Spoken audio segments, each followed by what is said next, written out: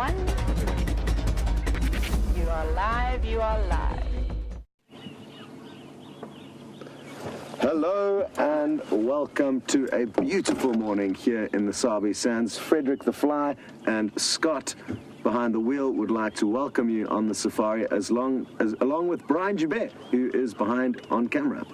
We are not too far from a leopardess's den site. We've zoned the den site so that we just give her a little bit of time to ease into her little new cubs that she's looking after. Not put too much pressure on the situation, but what the plan is to skirt around the roads. There's 3 kind of roads that encompass where her den is, and we're just going to drive around there. Maybe we'll find some of her tracks heading away from the den, and that way we'll be able to follow her where there's no little cubs. So exciting times. If you are joining for the first time, it's great news. And the year that we've been here, maybe we should try and go for these, Brian. You can hear some birds flying above us. They are the hardy-dar ibis. There they go. That's responsible for the noise you can hear. They're scared of heights, and that is the reason why they make that call. Oh, look at those beautiful pink clouds they went past. Beautiful. What a morning. So that's the plan. We're going to be looking for a leopardess with newborn cubs. We're not planning on seeing the cubs, hopefully just the leopardess for now. But, as I said, very exciting prospects for the future, because hopefully we are going to get you some great views of what is no doubt going to be incredibly cute little cubs. It's 22 degrees, 71 degrees Fahrenheit, 22 degrees Celsius. And I must congratulate Kat in Tampa.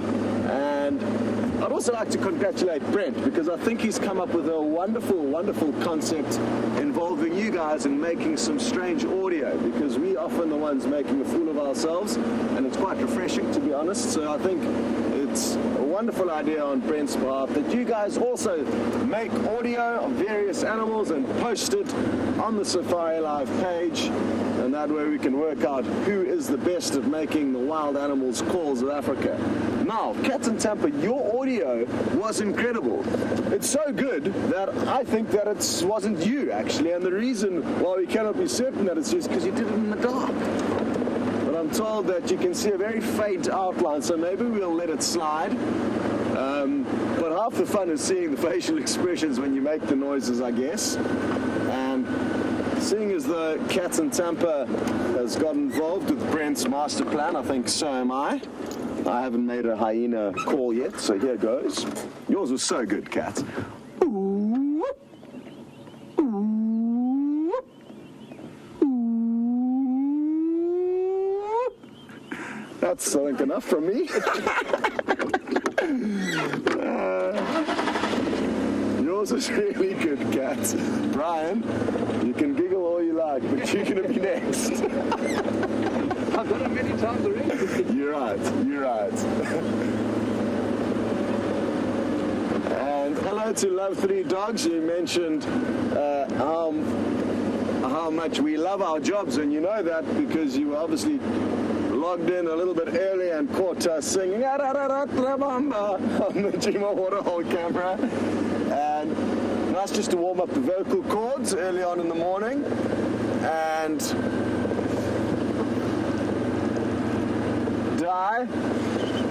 it's not the only song I know. I know Happy Birthday. So I know the Happy Birthday song quite well. Penny Pine, you also picked up that I'm singing a lullaby again. It's always a variation, though. That's important to remember, because I don't know the exact lyrics. You'll find that every time I sing it, it's slightly different. I actually freestyled Happy Hippo, and then a Happy Hippo, so I can freestyle with my lyrics, which therefore makes the song different every time. I may have just seen some tracks on the road, yeah? Let me jump off quickly and check. Don't be alarmed by my new radio technology. It's obviously flawed because I cannot get one little clip out here. Oh no, it's stuck in here. That's a problem. So as you can see, it's a work in progress. This little button here that I'm trying to get out is required to be able to send. Oh, no, I'm gonna have to give up with that. I'm going to unplug this. That is so that I can talk to people without having to key the actual radio. Morning, mobile station.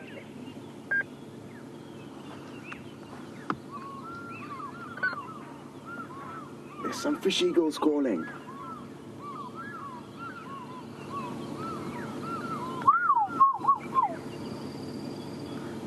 Hope you heard that. It's a wonderful call of Africa, and they're usually not too vocal at this time of the year. They're most vocal in and around October, November. So I haven't heard that call for quite some time. Okay. The tracks that I saw were of a white-tailed mongoose. So you may have just been able to pick up that audio. A little bit far away. Morning, Tex. No updates yet. James is going to be doing a bushwalk, and I am checking Batalua in Yala Road to see if there's any sign of blue again. Apologies, I forgot to tell you guys what James was up to this morning. How could I have forgotten?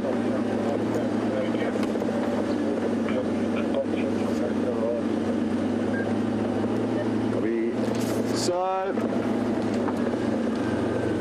I think I'm going to head across to Triple M, see if it's crossed at some point. Copy that, thanks Jamil, sounds good. Okay, exciting stuff. Jamie's heading out on tracking team. James is going to be doing a walk, and I'm sure a lot of you are looking forward to spending some time on foot again. It's always exciting. And it sounds like you're going to go and experience exactly what it's like to be on ground level with James right now. Enjoy. 3, 2, 1. Hello everybody, good morning and welcome to the bushwalk. We've just come across an elephant actually. Beautiful sunrise coming up to the east, and there's an elephant just behind that clump of green bushes there. Now what I will do is show you which way the wind is blowing. There's very little breeze to speak of, but that there is in our favour.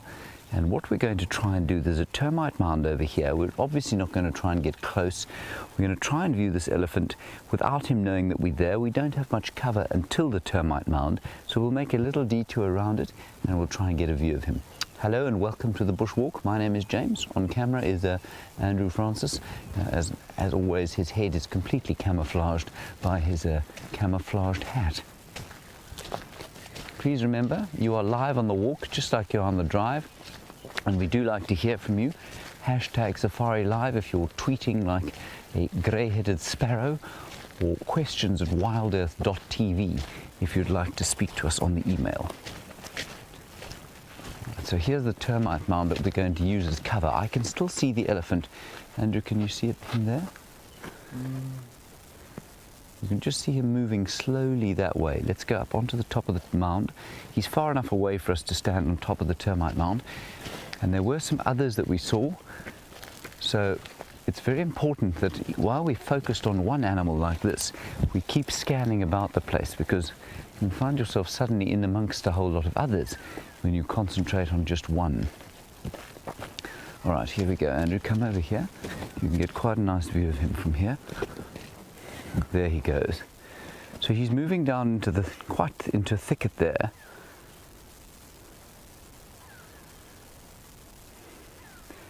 Now, to keep up with an elephant that's moving is not easy, and we obviously don't want to harass him.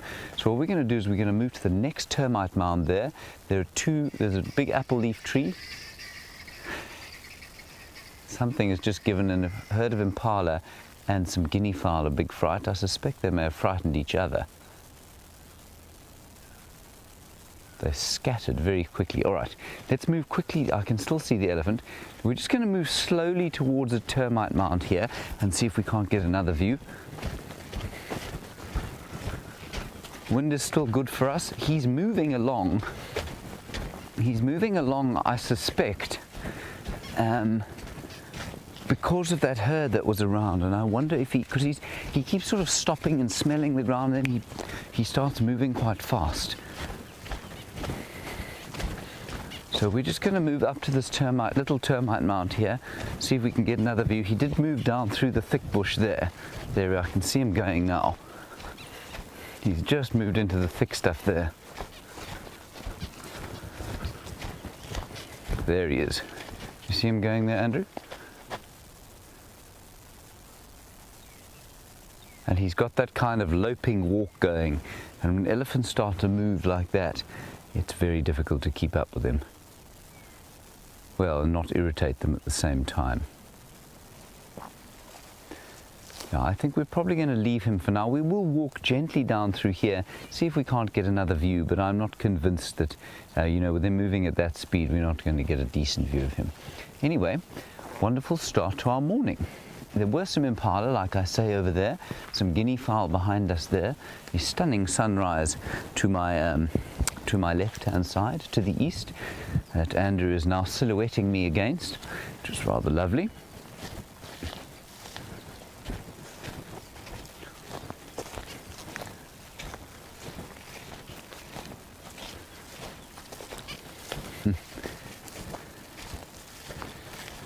And X-Ranger, you say that the sunrise made you want to bring out the watercolors.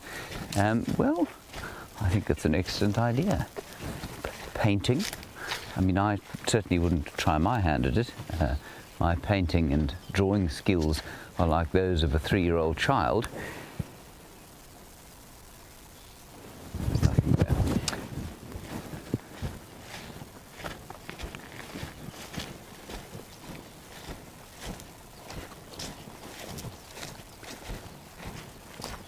Now, Eric, a very valid question. As we look here at some elephant dung, this is much older than the elephant we've just seen.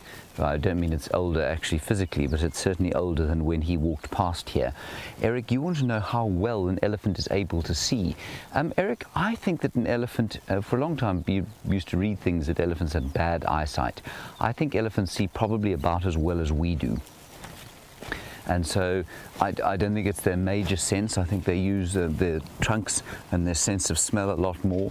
They obviously hear extremely well, but I think that their eyesight is certainly not bad. I would say it's much better than that of a rhino, for example. What's your aerial, Andrew, there?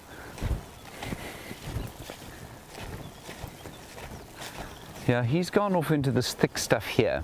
We might meander slowly that way and see if we can't get another view of him, but I don't think we're going to get too close now with him walking at the speed that he was. What I do want to show you here, though, is just some of these scraggly trees around here. We're in a clearing, and we're just sort of west of quarantine clearings, but you can see how these silver cluster leaf trees, sorry, let's go and have a quick look at one of them here. These silver cluster leaf trees have come up out of the clearing, and in fact, I mean, if were this place to be left alone completely, I suspect that it would no longer be a clearing for very long. And one of the things about a drought, and I've said this before, but it's a little easier when you're explaining it at ground level, of course, is that a tree has a taproot system, and that means that it's able to access water that's far deeper than something like grass is able to. So if I pull out one of the last remaining grass plants, which is not very nice of me, but for educational purposes, you know, you can see the adventitious root system there. So there's no taproot. Those roots operate mainly on the surface of the water. So they're very good and very effective competitors for water when there is surface water, i.e. when there is rain. When there isn't rain, they're going to struggle to find moisture, whereas a tree like this has a taproot and it can send it down much deeper. Now what that means is when there is a drought like we have at the moment, the grass plants become outcompeted by the tree saplings and by the seedlings, and they then of course take over, and we get this phenomenon of what we call bush encroachment. That's one of the reasons you might get bush encroachment. Overgrazing would be another, but certainly a dry or drought season would favor the formation of woody plants and thicker areas. So that's just one of the interesting things that's going on here. I'm not sure if Djuma will maintain this clearing or not. I know that it is maintained quite often. So by maintain, I mean they might come along and take out a few of these seedlings, and that will just help to keep this area clear. That has a whole lot of interesting discussion about it, but we'll have that at another time.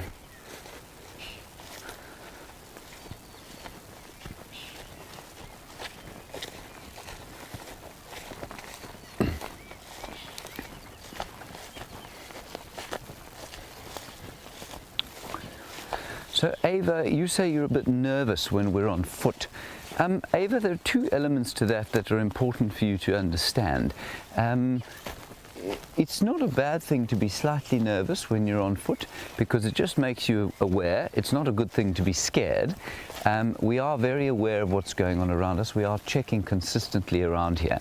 And when I'm walking, we're normally with Steph, and Steph is running security detail. So while I am talking to you, Steph is actually just behind us there. And what he does is while I'm presenting to you, he's scanning the area, and he's actually just seen the elephant over there.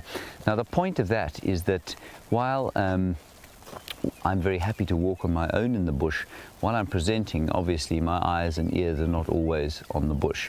And so it's really nice to have Steph here with us, and so that's what Steph's doing.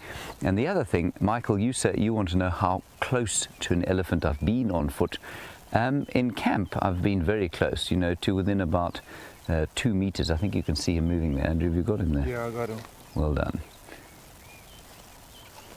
And Michael, so within 2 meters in camp, but around in the bush, not. I tend to avoid trying to get too close to elephants. Certainly, I've been very close to rhino at various times, but often that's, it's more for training purposes. I wouldn't try and approach an animal closely with guests, and nor would I do it if we were presenting like this.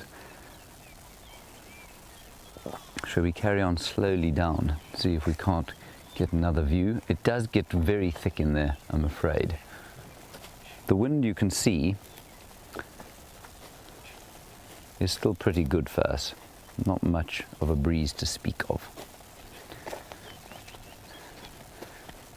Now, just as we come to the edge of this thicket here, Mark Tilbury, you want to know if this drought is unusual. Mark, it's not unusual because we tend to go in cycles here. They say about a 7-year cycle.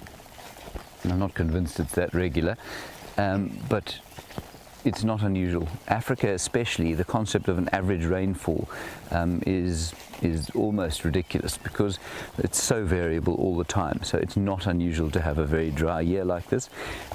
We have had quite a few years of very good rain leading up until this point, and so that's why it feels like it's a little bit unusual. Right, let's head across to Scott, see what he's doing.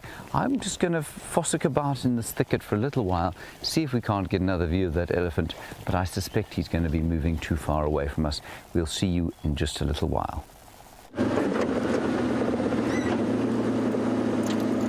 Well, isn't that exciting stuff, being on foot with James and Elephant Bull in the crosshairs? And I love the way that while an elephant bull can be nearby to you on the bushwalk, he can stop and also take notes of the smaller things, looking at all the fresh shoots, trying to fight their way through this drought.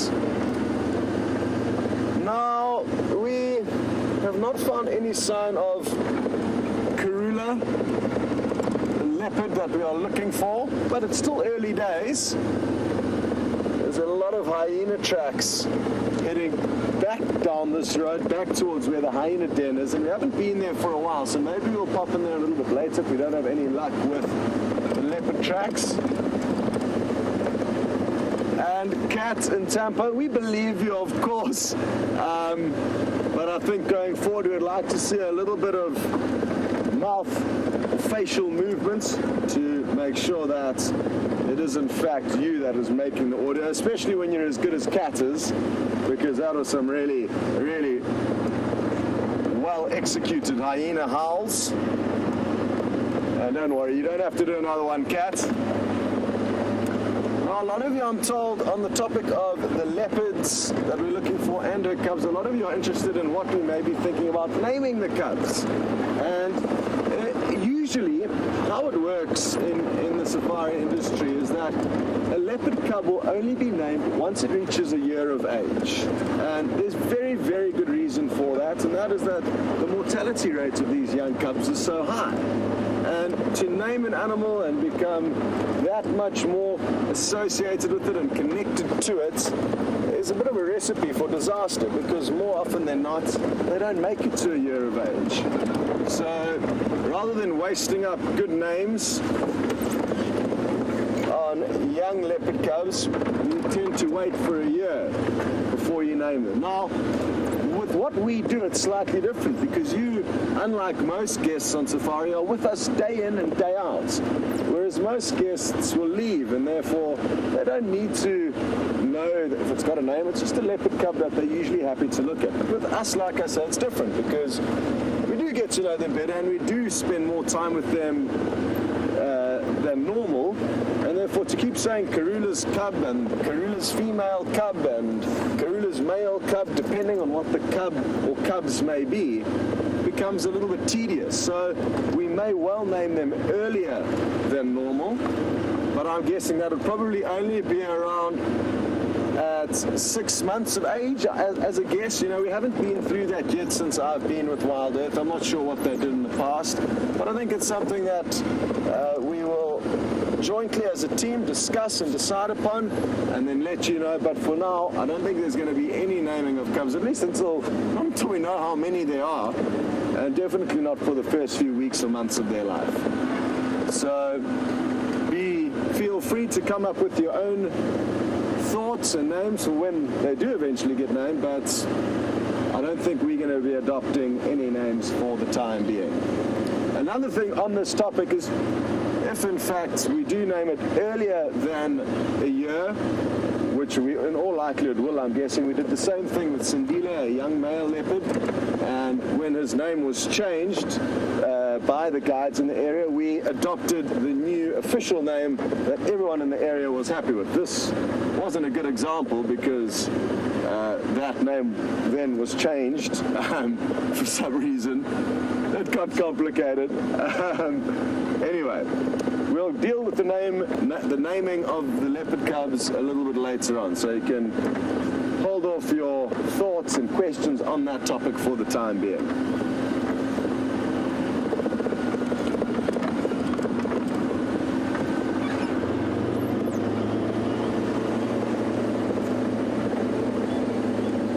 Hi there, James Francis, and still on the topic of the leopard and her cubs in the den, you're interested to know how much longer is the den going to be off limits. And James, at this stage, we don't know. We're going to be having some meetings today with the guides and discussing some possible plans. Like I said the other day, there's many different ways that one can cook an egg, and this is no different, and different people will have different theories as to what is right and what is wrong. But what will happen inevitably is that all of us on the ground will communicate and discuss what we think is a good plan going forward, and then we'll put that forward to higher powers, the owners of this land, and see if they're happy with our proposed plan, and we'll take it from there. So let's just wait and see. Of course, we want to try and get as many views of these little cubs as possible, but in the same breath, we do not want to in any way contribute to that den being discovered by other animals, or any pressure being put on Karula so that she feels compelled to move the den. But like I say, we will be having some meetings, and we will keep you updated as soon as we have some clarity on the matter. There's just so many variables: the size of the den, the leopard that is being looked at, which in this case is Karula, one that we know well. So we're going to factor in all these different variables into the equation, discuss the plan with the guides, and we'll be sure to let you know what's going to happen.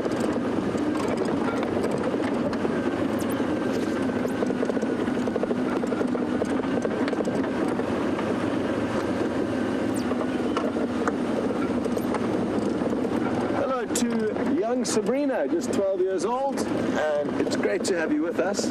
Sabrina is wondering, when would it be a kind of likely age to start seeing the cubs outside of the den, seeing them moving around a little bit more? And usually from about 2 weeks of age, you may start seeing them move around a little bit more. They're still going to be tiny little clumsy fur balls then, though. But from that age, you may start getting lucky, seeing them moving around a little bit more.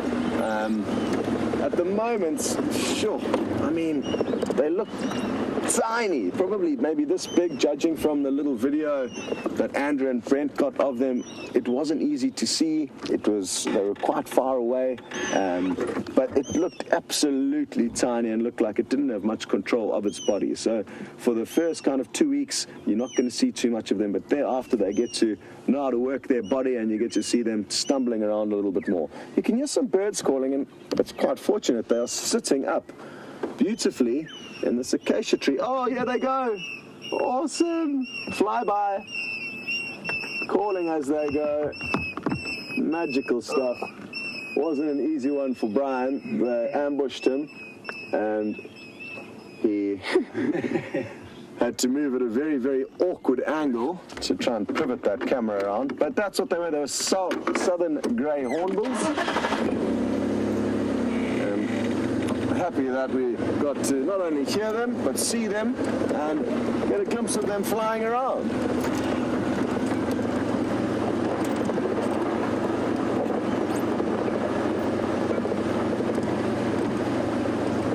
Morning, Mike, in Florida, and it is a beautiful morning, and hopefully we'll be able to get you another bird for your bird list. For those of you who don't know, Mike, he's got 224 birds on his list. I think the most out of anybody that joins us on safari. And he's hoping for 225 today. Perfect birding conditions. So maybe, just maybe, Mike, we'll get it. Maybe that violet-eared waxbill will grace us with its presence. Hope all is well in Florida, Mike.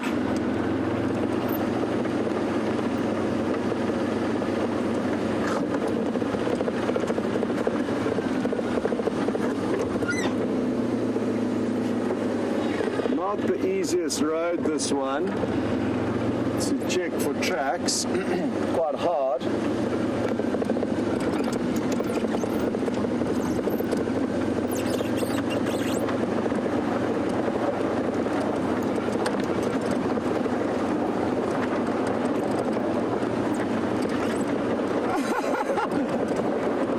This is one of the most bizarre things I've heard, and thank you, Phil Marlowe, for letting us know that you're having nightmares about the deadly oxpecker bird, and you're concerned that they may sometimes decide to land on humans and keep open our festering wounds that we may have.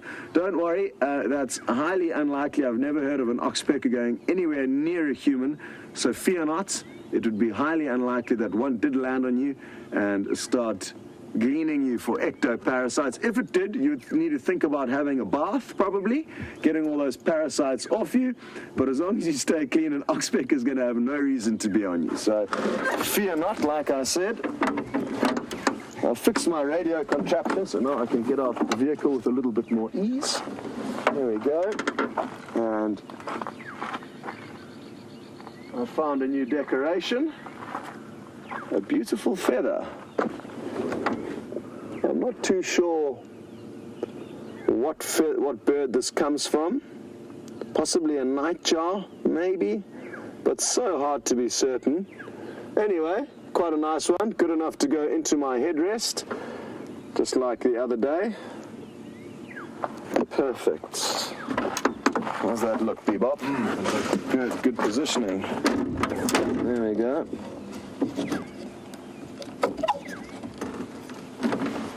Wunderbar.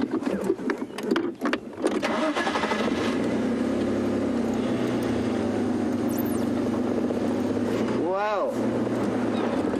We were lucky to find this little feather on drive, less close to the ground than James was on the bushwalk, and his proximity to the Earth's crust has helped him to find an interesting little insect for you. Enjoy.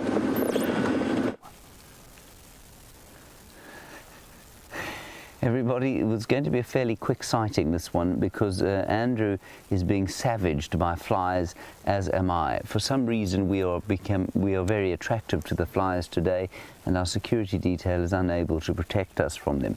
What you're looking at there is a flea beetle, and the flea beetles I've shown you before, and perhaps for our new viewers you haven't seen them. A flea beetle likes to live on this bush called Rus gwenzii, and it picks up toxins from the tree, and it's the most interesting thing about, well, there are two very interesting things about the flea beetle. The one, can you see it, Andrew? There's one, he's here, he's this side. I'm going to try and capture him for you, but of course, because he is a flea beetle, he's quite difficult to catch. Andrew, stop complaining about the flies, man. Stop kicking the bush. Right, I think I have the beetle with me. I think he may have dropped off. Now, the interesting thing about the flea beetle is that his larvae is very toxic, it's very poisonous, and you can put it on an arrow if you happen to be a bushman living out here and you wish to catch yourself some dinner. You can put it on the arrow of your bow and arrow, and what that will do is poison the arrow tip, and then you can have yourself some dinner. Now, the other thing, it's called a flea beetle because it is a jumping beetle, and it jumps with the aid of two very powerful femurs. Now, Andrew, I don't know if you can see there, just in the light there, it's got two enormous back legs, and those back legs are very powerful for jumping, just like a flea can jump.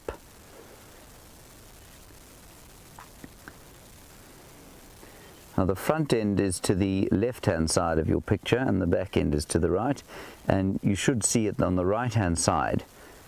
At the top there, you can see him walking. You can see enormous femurs there that he's got. See that? Isn't that amazing? Look at him walking. And if he jumps, he will disappear almost. He's got a chunky thigh, as Nikki says. Yes, that's his femur. Thank you, Nicola. Chunky thigh is possibly a better description. Oh, there he goes. He's flown away. I'm not sure if you can see the cloud of flies around me at the moment. Perhaps on my legs you can see them. They are, of course, enormous legs, and what these flies are doing is supping on any little bit of salt that they can get, and you'll notice the picture jumping every so often. It's jumping because Andrew is being bitten by these beastly things. Anyway, let's just keep walking, try and get them out of our way a little. Now, one of the most important things that you hear in the bush is an oxpecker, and I believe that Scott was just trying to help you or dissuade one of you who's having a nightmare about oxpeckers eating away at a wound that you might have. Phil, fear not, these oxpeckers are not coming to us, but they're very important to listen out for the sound of the oxpecker in the bush when you're on foot, because they will be looking for antelope or buffalo or rhino to go and sit on and eat the ticks from. So we always watch out for oxpeckers, and we always listen to where they're going.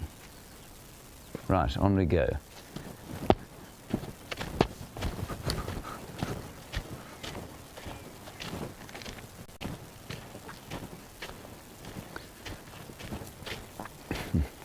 Hello, Kathy. You want to know what my favourite part of the bushwalk is? Kathy, I think it's always wonderful to see something like an elephant on foot, because you've got to be so much more careful. You've got to be so much more aware of whether they're aware of you or not. So, I mean, I'm constantly looking in here. This is the thicket into which the elephant did go, but he was moving at quite a speed, so we stopped following him. So that kind of thing is really just kind of, it touches something quite deep inside, and I love that. The other thing, though, is to discover the small stuff that we don't normally see on drive. So like that flea beetle, and that's why I quite like having Steph along the security detail, because you discover he's got very sharp eyes, you see, and quite a sharp brain too. And both are very useful for learning different little things about the bush, finding little caterpillars and scorpions and various other kinds of insects. So I really enjoy that part of the learning experience that is being on foot in the wild, that you just can't get in the vehicle, because the vehicles, of course, make a big noise and you just don't get that quite as intimate a feel.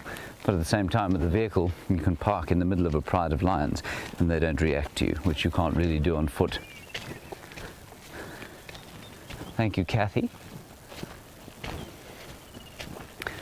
We're just going to pop up to this tree over here.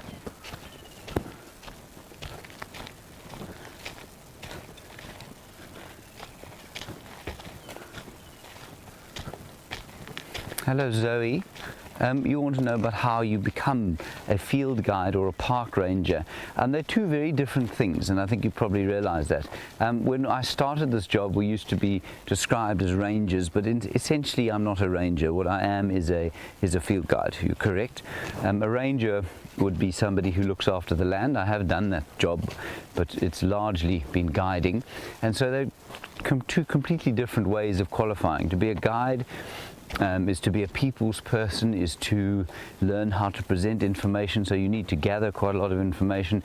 In South Africa there are various courses that you can do to do that.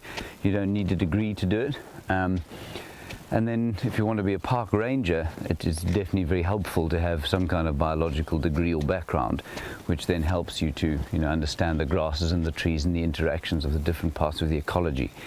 But being a guide is essentially, there are a few courses that you can do around South Africa, but then it's time.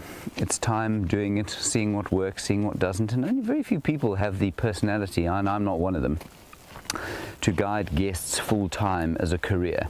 It becomes a very difficult thing to do, simply because you get lots of people out all the time, you're meeting new people all the time, so you need to be quite extroverted in order to be a really good field guide as a career. Right, let's have a look at this tree here. And I'm laughing because Steph was trying to stay out of the way, and now he's had to dive down off the back of the mound. This is a dead weeping boerbean tree, or Scotia brachypetala, and they often grow on termite mounds, because the nutrients on termite mounds, of course, are much better than they would be in the normal part of the bush, or the normal part of the bush. And they are also, he's a very good cameraman, this fellow Andrew, when you can get him out of bed in the mornings. And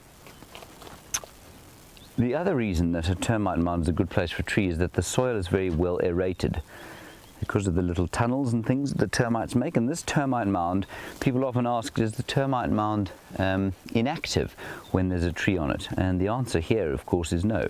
It certainly isn't inactive. This one, you can see, is active from, oh, here's a termite. There are a whole lot of termites, actually. And this is the fungus-growing termite. I'll just see if I can, there we go. You see one there, Andrew? They keep coming out and then going back in again. But the smell that comes off a termite mound, I just love. It's a little bit like that petrichor smell that you get when rain falls upon the land. And there's a very similar, you've got a termite there. I had one, but he keeps going in and out. He keeps disappearing inside. I'll try. The top of the hole, Nikki says she saw one. Yeah, but it went back in. Ah, but it went back in, Nikki. Okay. There we go. There we go, Andrew. Right, so there's a soldier termite, and he's glistening in the sun. He's very cross, of course, now, because he thinks that he's being attacked by this grass stalk. He's very irritated. There, he's gone back inside his home, and there's another one there.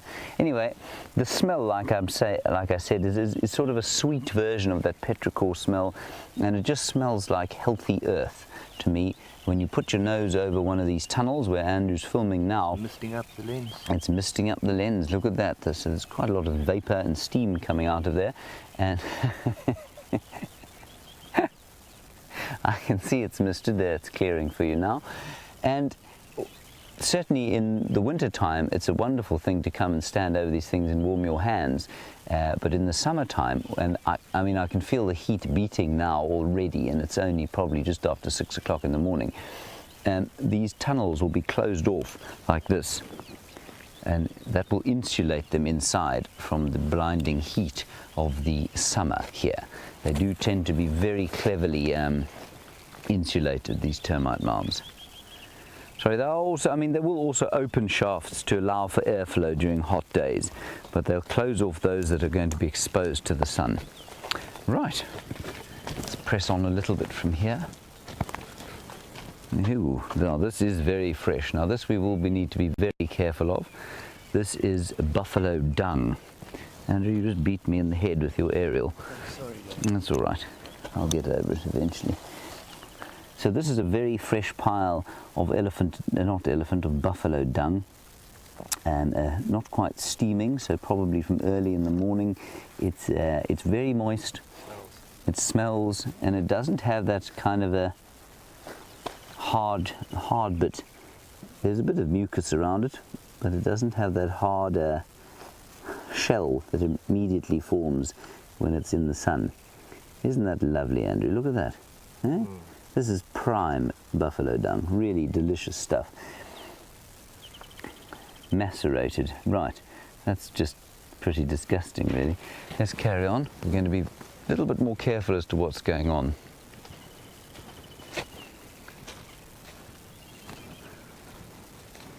So here's a track of the buffalo. So Sorry again. Sorry everybody, Andrew's hit me on the head with his aerial. Right. I have to lie down for a little while. There you can see the buffalo track there. X rang up. You want to know about burning and those shrubs that we looked at, and I said they might try and clear them out a bit. Burning is not an option for clearing bush in this part of the world. The heat from fires is developed purely from the amount of grass that there is. The grass load provides the heat. The trees won't burn, and just about all the trees out here are very well adapted to surviving fire. And while there might be a bit of top kill, they would just start to coppice from the base. So no, fire would be a very ineffective method of trying to clear those little seedlings from there. Right. Did you show them the buffalo track, Andrew? Right, okay, I'm going to stay away from you now because you're clearly very upset with me for some reason. I couldn't imagine why. Yes, this is exactly why we need Steph on bushwalk, because Andrew keeps knocking me out.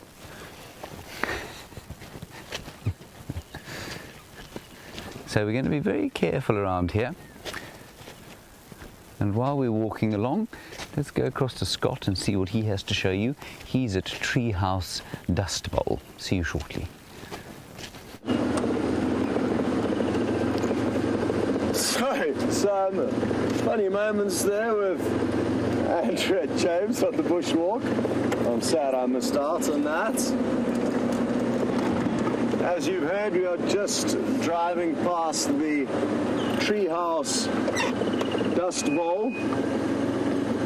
That little patch of earth used to be filled with water, fish, sometimes hippos, but now nothing. And for those of you who are new, the reason why it is called the Treehouse Waterhole is due to the fact that there used to be a treehouse in this tree. We've threatened that we are going to resurrect it, but just haven't got around to doing it. But you can see a few poles there. The meager remains of what used to be a treehouse. I never saw it in its full glory, sadly. It'll be interesting to know what exactly it looked like, and who knows, maybe once it's cooled down a little bit in between the drives, we'll be able to do some work on it. But at the moment, it is just so hot that being out in between drives is not really going to be much fun. There are hyena tracks everywhere. On every road that we've driven, there have been fresh hyena tracks. Who knows why they've been covering so much ground, or maybe it's just through default that wherever we've gone, we've found hyena tracks. There are animals, though, that move huge distances, but it just can't help but worry for Karula and those cubs with all the hyena activity. They will make short work of those cubs if they find them.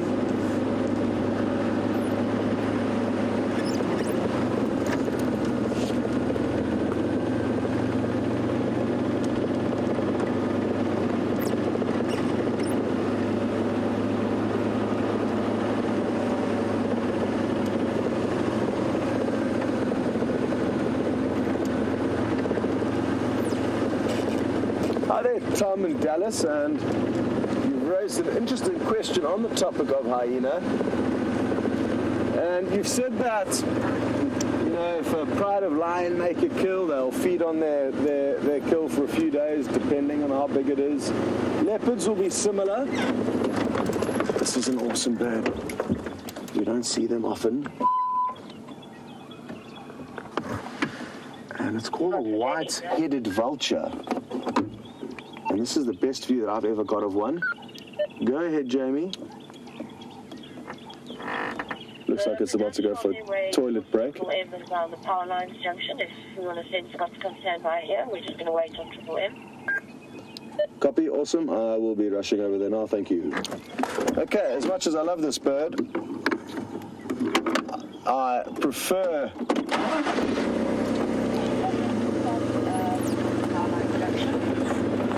Confirm they have just crossed.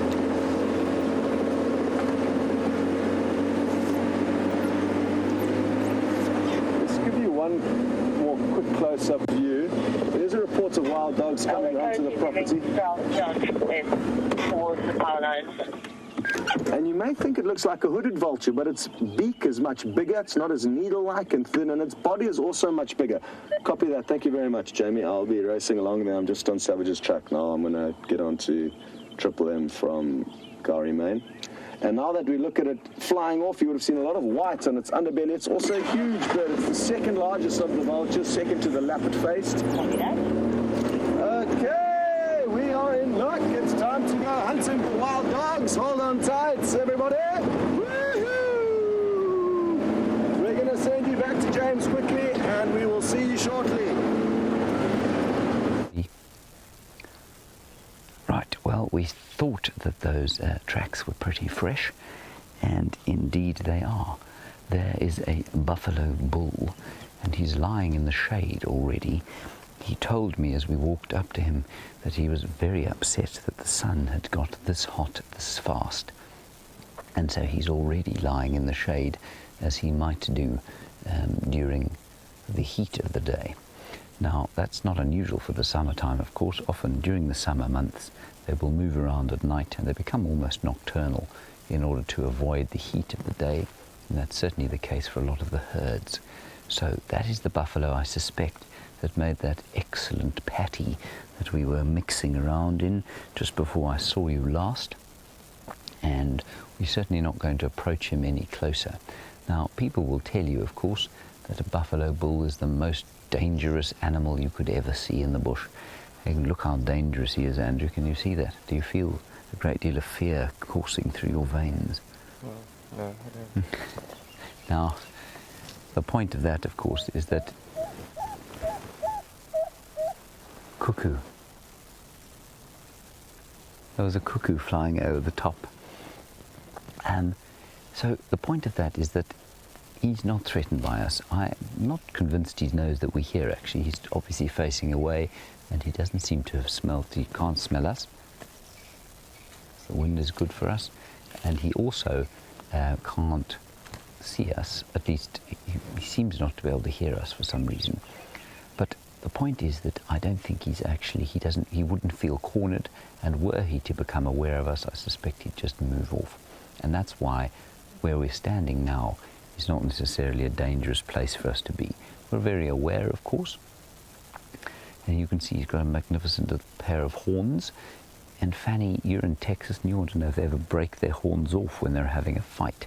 Yes, they can, especially when they get older. Their horns become a bit more brittle, and they can indeed knock one or two off. And they don't grow back, Fanny, of course, because it's part of the skull. So they don't grow back if they break off. They're completely unlike the antlers on any of the deer that you get in North America. Lovely to see that cuckoo. They'll be thinking about going back overseas fairly soon.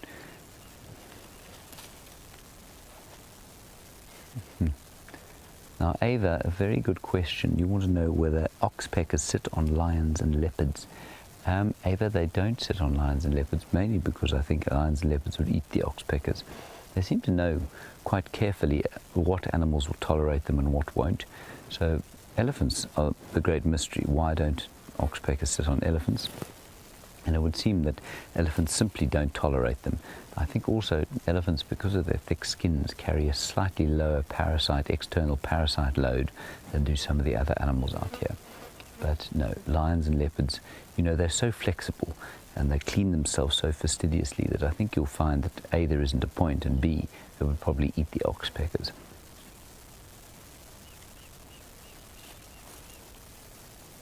So he's just lying there chewing the cud after his evening of grazing.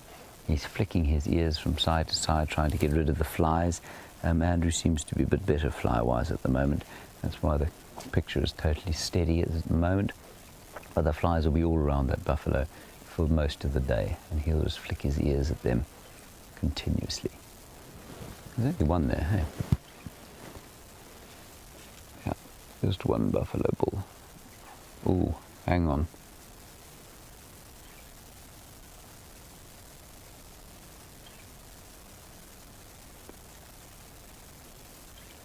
There's something else behind it, Andrew. I don't know if you can see, just straight over the top of his head. There's some movement there in the bush beyond. You see that? Let's come over, let's go a little bit to the left-hand side. While we do that, Laura, you're in Alabama. You want to know what we do. You've seen us view an elephant now. There's another buffalo. You've seen us view an elephant now, and you've seen us view some buffalo on foot. You want to know what would happen if we saw a lion. Lions, contrary to sort of your expectation, are actually normally pretty nervous on foot. So they will often run away from us, normally run away from us when we see them on foot, and they might sort of growl a bit. There are also some impala, Andrew. There's lots around here. Look at that. A whole herd of impala going towards the buffalo. So lions would normally get up and run away. They might growl, they might go "Bow," and then run away. That's the most likely reaction. Laura, sometimes they can charge, but if you stand still, they will normally back off eventually. It's very seldom, and certainly when we're walking out here, the fear of lions is one of the, that's one of the last things we're worried about. We're much more nervous of surprising a buffalo, cornering a buffalo, because a buffalo can get surprised quite easily. Much more nervous of surprising an elephant than we would be a lion. A lion would normally get up and go away quite quickly, and they'd probably hear us long before anything else would. Right, I think what we're going to do now, I'm just going to check the wind. Yeah, I think what we're going to do, the wind is blowing sort of from the sun to where the sun will have mercifully set later today. If we go around that way, we're likely to make the buffalo smell us. So what we're going to do is just ease our way through here and try and make our way around that way. We thought we heard maybe some elephants down that side, and so that's what we're going to do now. So let's head back to Scott to find out an update on those dogs. That sounds really exciting. We'll head across to him, and I'm going in here now. See you just now. So we've got into the general area that this pack of wild dogs are moving in, but it's a slightly complicated situation. Basically, there's 3 vehicles with them at the moment, so there's no space for us, and because it's between 2 bordering traverse areas, controlling the amount of vehicles in that sighting is difficult because 2 different groups essentially are wanting to gain access to those animals. So rather than us rushing in and creating further congestion and chaos, we are waiting on a boundary, so our boundary is very close to us, in the hope that they come onto our property, leaving all those other vehicles behind and leaving us to enjoy the sighting with these animals. And they do move very quickly, they do move huge distances, and there's a strong chance that they could continue east towards us.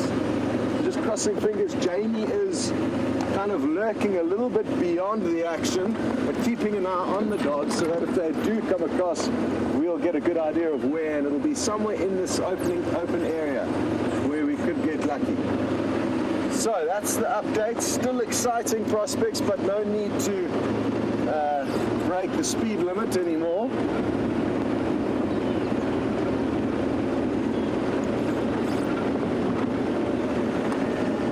That's such exciting prospects, David Limbu, as you haven't seen wild dogs yet on these live safaris, so let's hope that they do come across.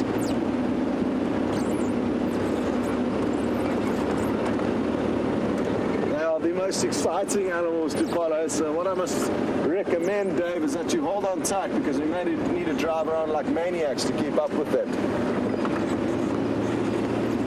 Oh no, I lost my feather, but everything happens for a reason. It's definitely going to be worth it if we find these wild dogs. Hello to Michael Fleetwood. You'd like to know if any wild dog studies are done here on Djuma, and not on Djuma itself, but we are encompassed by one person really, a guy called Grant. Just come out here. So I'm just crossing north over the Paarl as well.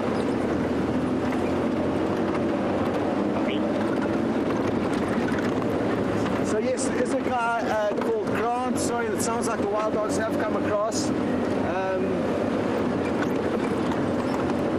Who does keep track of all the wild dogs in this whole kind of area, the whole of the Kruger National Park. So he keeps track of each individual pack, keeps ID kits on them, keeps track of their movements, and I guess we are assisting him in his research because we're providing him with information as to when and where we find the various packs. And he's the guy who provided us with information saying that there are about 260 adult wild dogs. Here they are, David Limbo, you're in luck.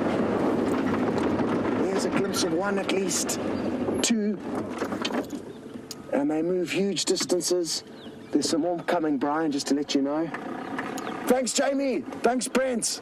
We're going to go back to Triple M in case they cry. Sounds good. Okay.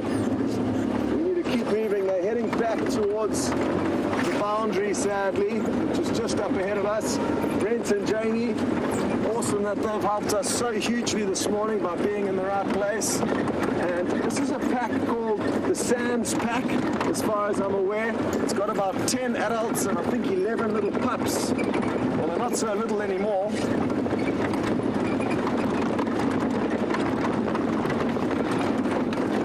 Stations in the Dutch are heading back towards Paarl and Triple M Station.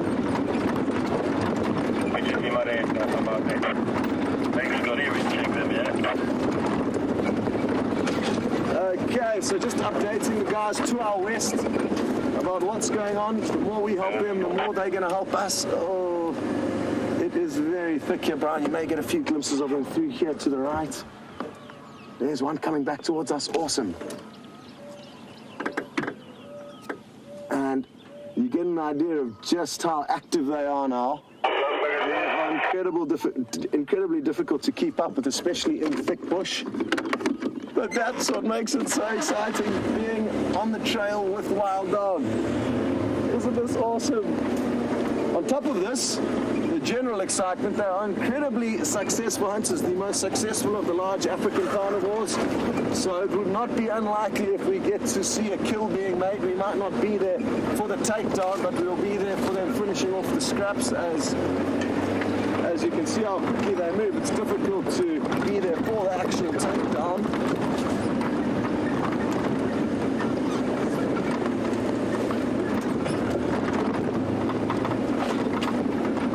Now, varietas, you do not need to worry about James on foot. The wild dogs are of no danger to us humans, and they will run off before trying to attack us in any way. Possibly in captivity, that's a little bit different. And Jamie is just making space for us. Thanks, guys. Well done. And what we're going to do is, because it is a complicated scenario, like I say, with quite a few vehicles here already, we're just going to hang back a little bit. There's already 3 vehicles. But I don't think there's any major threats around. We don't know of any lying around, so I don't think it's going to impact negatively by us lurking behind these 3 vehicles. And all 3 of these vehicles do not have access onto Djuma, so it's kind of fair that we stay here in case they do in fact continue across onto our property. Now, I can't see the entire pack. Doug, thank you very much. Okay, cool. Thank you. Okay, thank you. So, it sounds like these could be the adults maybe, or the pups. I'm not sure. Doug offered kindly there to go and look for the rest of the pack. So that means that these are possibly, it looks like, possibly some younger ones, but they are getting difficult to distinguish between the adults and the pups at the moment. This one's got a very distinctive little notch in its ear, but we haven't seen them as much as we would like to, and that's why, for me at least, it's very difficult to tell who's who. Morning, Dave, how are you doing? Good, thanks.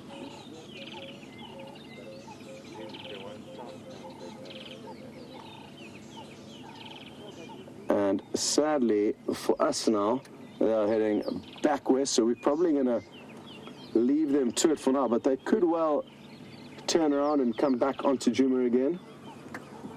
And we must just be grateful that we've at least got a glimpse of them.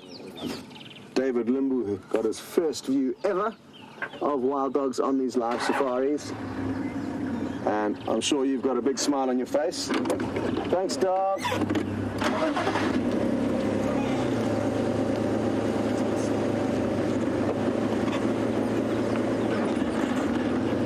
I can smell them now, actually. It's remarkable how pungent these animals are. They smell like a wet, sweaty horse goat blanket. Is what I think they smell like. And this is going to be a good opportunity for us to maybe show you some of their tracks on the ground.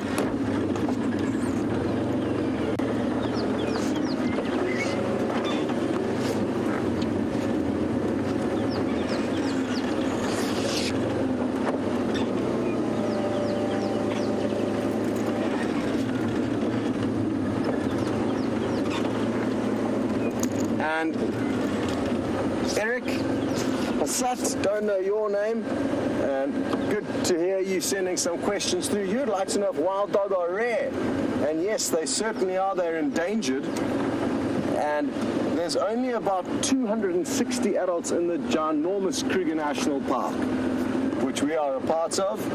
So they are highly endangered, and my personal thoughts as to why they are endangered is more because of rabies, canine-borne rabies, which will wipe out whole packs at a time, because they are such highly social animals. With lots of kissing and licking of one another, the rabies spreads very quickly. Just trying to find some nice tracks for you.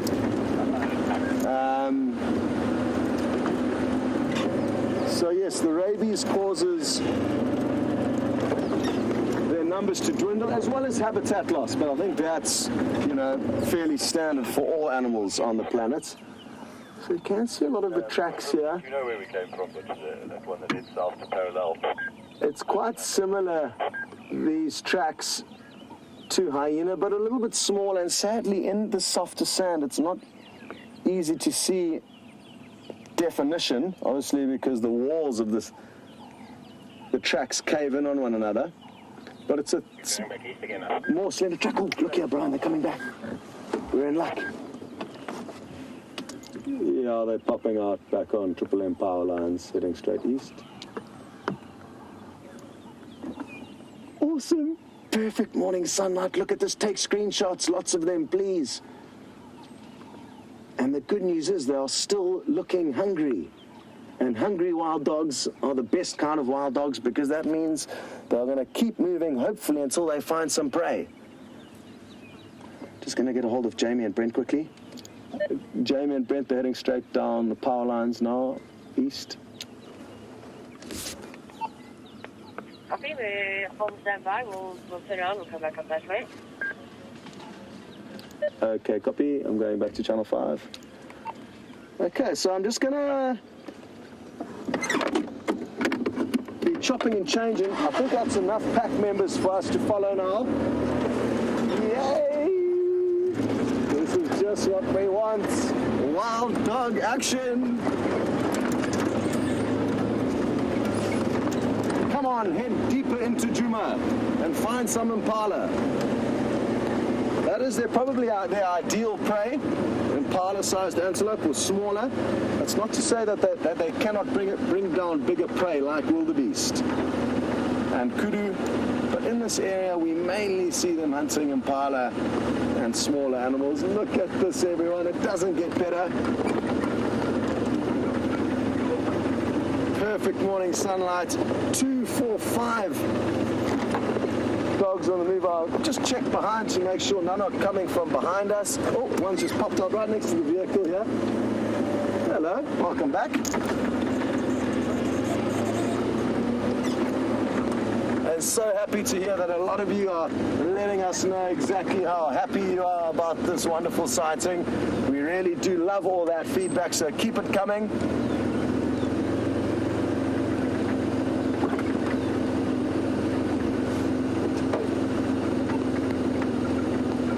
Hello, Ben in Indiana. You interested to know if wild dogs can be habituated? And not that I know, it looks like they may be chasing something. Hold on, everyone. Yes, a kudu straight down the road in front of us. Can you believe it? A massive, big kudu bull. I don't know if you saw that. Hey! Why are you checking that one? There's another one here, and it's just stopped looking at it. Brian's got it. But this is surely too big for them to take down. But maybe there's some females, maybe there's some young kudu. Awesome stuff. I just saw a cloud of dust bursting across the road. There's one massive kudu bull You're going to check bushbuck dam? headed across. And you just don't know what to expect when following these animals. It's not uncommon for them to chase leopard up trees, attack hyena that they come across. They are just full of action and energy, and look at how effortlessly they move. And they've probably been moving at this intensity since before the sun came up, and still they continue with incredible stamina.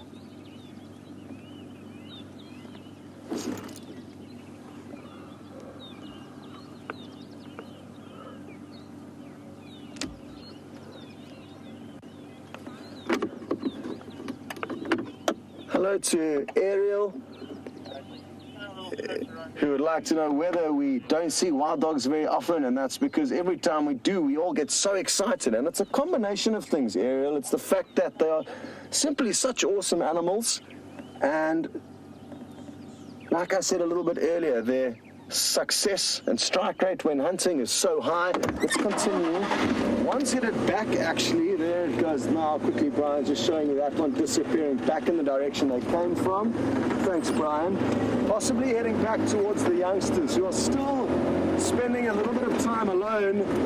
The adults will go off and hunt, leave the pups somewhere. Once they've made a kill, they may return. Oh, sorry.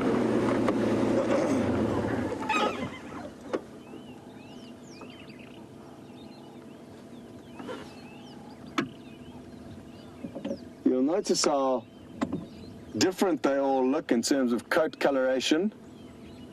This one's quite light, and it's got quite a bit of yellow colorations on it. That pack have headed northeast from power lines and Parlour Road into the block.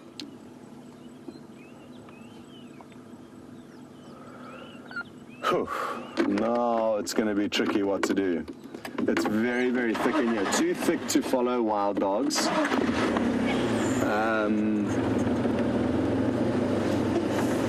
now we gamble.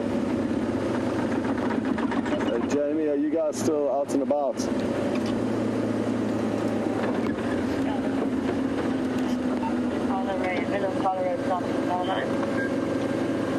Copy that. Would you mind doing the power lines towards Vertella Access, and I'll be on Parlour Road North between those two roads?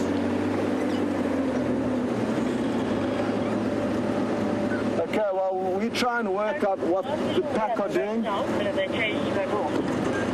Then, yeah, affirmative. As soon as we hopefully get another vision of them, we'll race you back onto the vehicle. But for now, we're going to go to probably a slightly more calm scene with James on the bushwalk.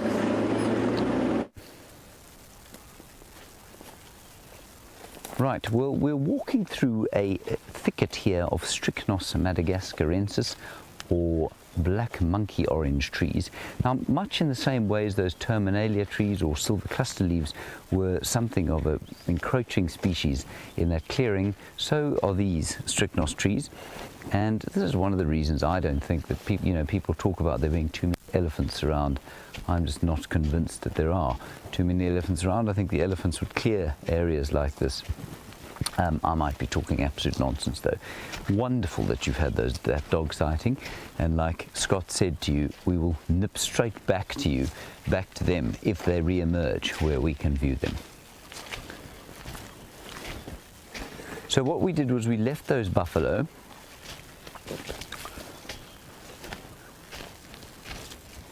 and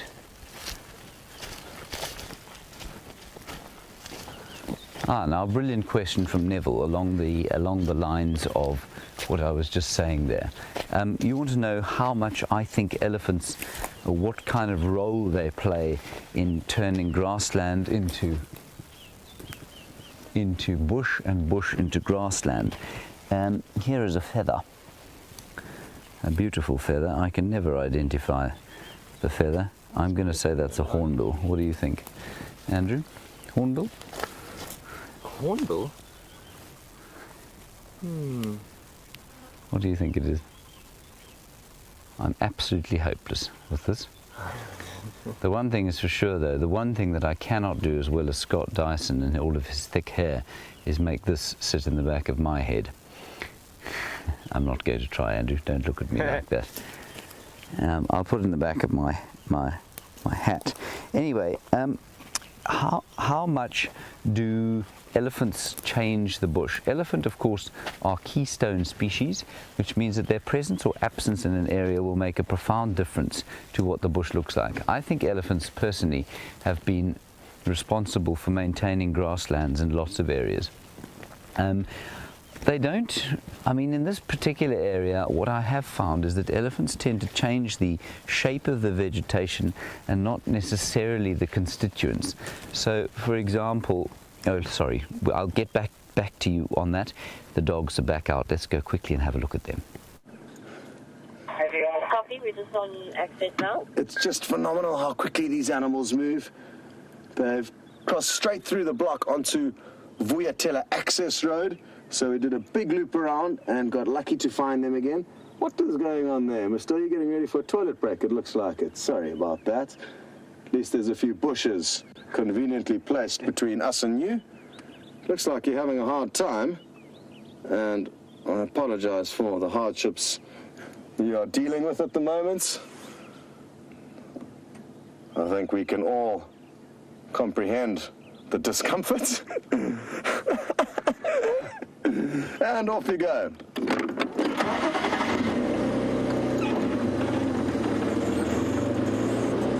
So, looks like we're going to have to now loop back around to where we came from.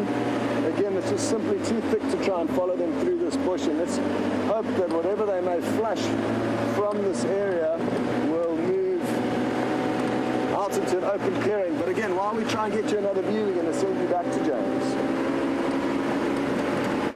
Blinking, 3. Right, hello everybody, look at that.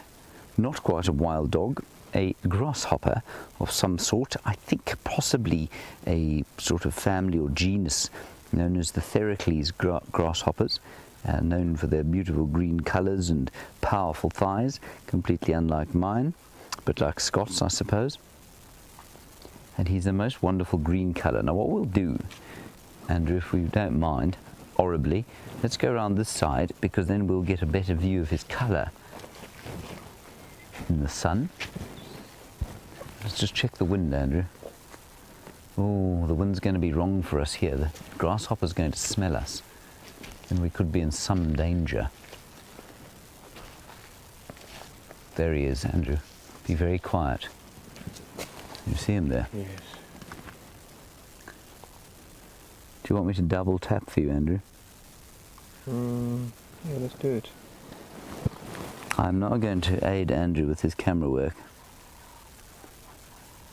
I can't find the button. He is quite a short grasshopper, says Nikki. You got him. Ah. Now he's tiny. He's only about ½ an inch across, and I think that's why I've identified him as a Theracles grasshopper. You can see his abdomen there, full of grass, and I think they move with this motion. It's the same way that a chameleon moves, just to kind of, they almost look like they're leaves sort of wafting in the wind as opposed to walking purposefully in one direction, which I think probably puts predators off. As I say, just like a chameleon. Isn't that amazing? I'm so tempted to try and catch him, but I don't think I'm going to. We'll try and get a little bit closer.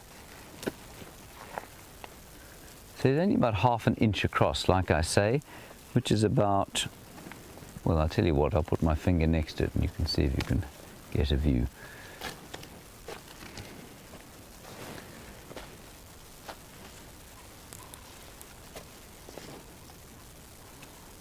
There, you can see him next to my large schnoz.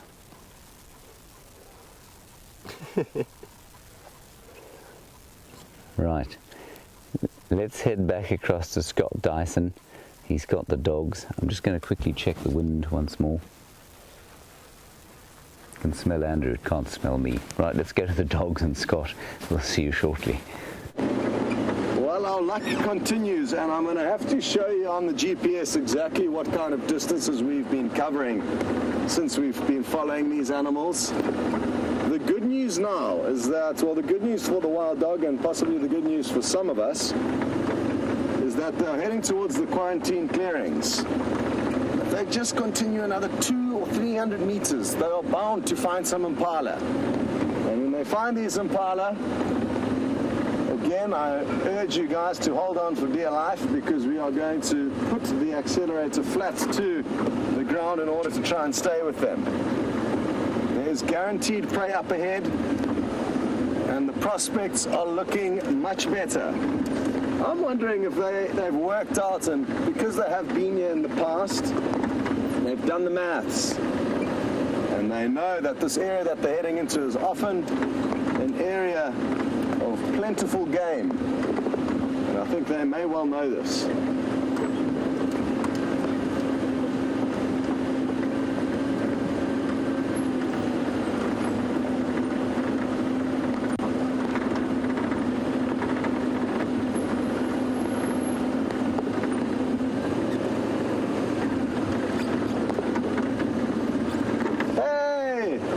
In Philadelphia.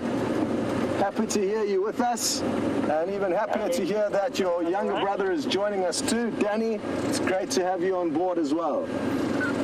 Danny, you've mentioned that it's phenomenal how effortlessly these animals can move, and would like to know how long can they keep up these high-paced chases. I'm going to try to get up with the pack in front here, because I think that's where the action is going to be. So we're going to leave this individual.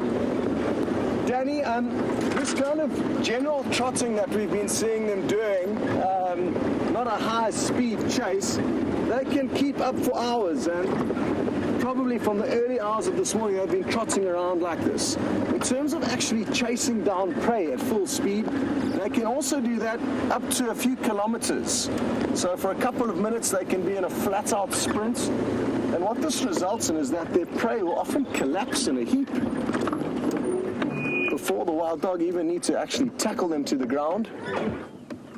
Oh, there's my fancy radios on the way. Come on, dogs, you guys are so close to the action. Keep going. A couple of 100 meters, and you'll be able to fill up those empty bellies of yours. So, Danny, like I say, they can move at high speeds of probably around 40 to 50 kilometers an hour for very prolonged periods of time. And it's this stamina that makes them Africa's most successful large carnivore. Their relentless speed and stamina makes it difficult for prey to escape them.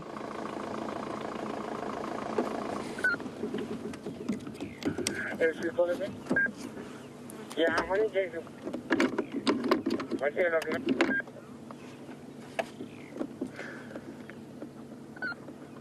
Hello to Anna Marie, and I discussed earlier, one's popped up right next to us here, that usually in this area wild dog will hunt smaller prey, duiker, steenbuck, impala, but they certainly can take down bigger prey up to the size of a wildebeest.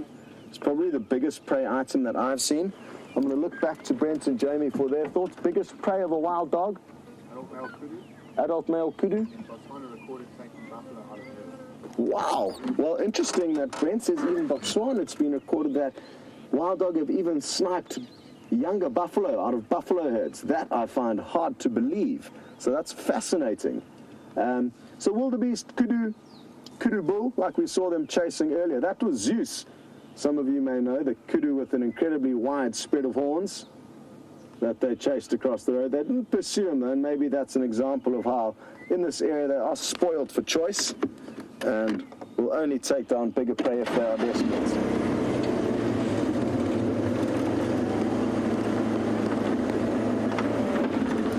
You guys are going the wrong way. Don't go that way. No. All of the food is that way. They have gone that way. But there's a chance that they could bump into something anyway.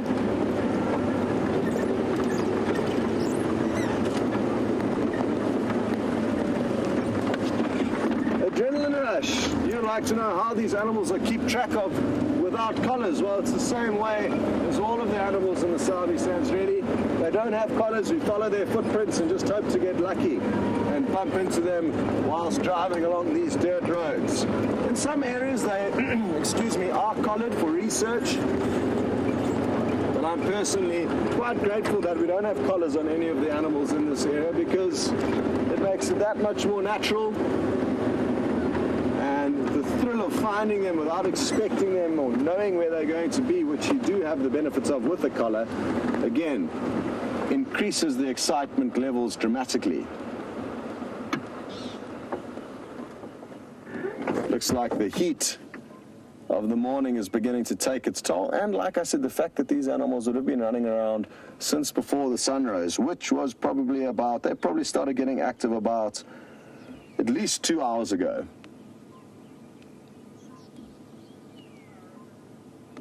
We've got more of them coming along our line. Sorry, Jamie, go again there, please. We've got another 3 adults coming up along east along power lines again. Okay, copy. Wonderful. Thank you. These guys are just heading north up Vuya's access again. So awesome, Jamie's got 3 other adults coming towards us, which is good prospects.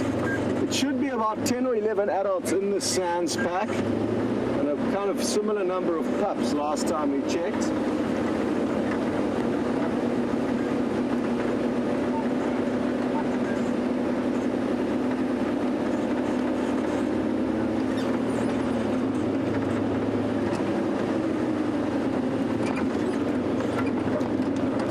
You were just interested to know how many adults there are exactly, and I think it's either 10 adults and 11 pups, or the other way around, or 11 adults and 9 pups was the last figure that we had.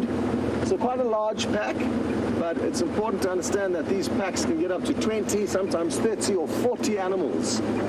You can get some very large packs in various parts of Africa, but in general, in the Sabi Sands, no ways, look at this, we're in for some incredible action here. Elephant, Cape buffalo to the right of the elephant, and now the wild dog getting straight to buffalo. I'm going to try and creep up a little bit to get you some good news. The buffalo won't take any nonsense, and as you can see, it stood up, was lying down, and headed straight towards the wild dog to say, we are not going to tolerate any of this behavior. The buffalo are probably going to be more relaxed in general than the elephants. The elephants are quite emotional animals and get very worked up. Buffalo are more hardcore and they only get excited if and when lions are causing trouble. but because of the smell of these wild dogs, the elephants have got a strong chance of picking up their scent. And there's a few young calves in and amongst these elephants, so you could find the mothers getting a little bit worked up. But for now, I don't think they've actually worked out what's going on.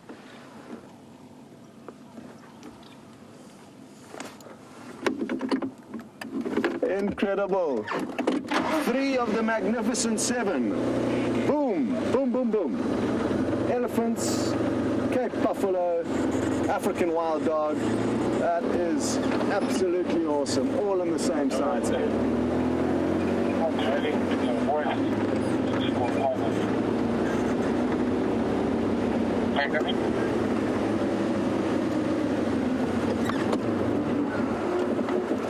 Hello, David Limbu. And you've asked, is it normal for them to always use the roads? Jamie, you go. You have seen them majority of the time on the road simply because we've been driving along the roads. But that's not to say that, like now, and like a lot of the times when you left us to join James on the bushwalk, they were moving through the block. So, yes and no. They will use roads because it's easier to move down. It's a highway, essentially. Whereas the game trails are kind of suburban roads, you could say,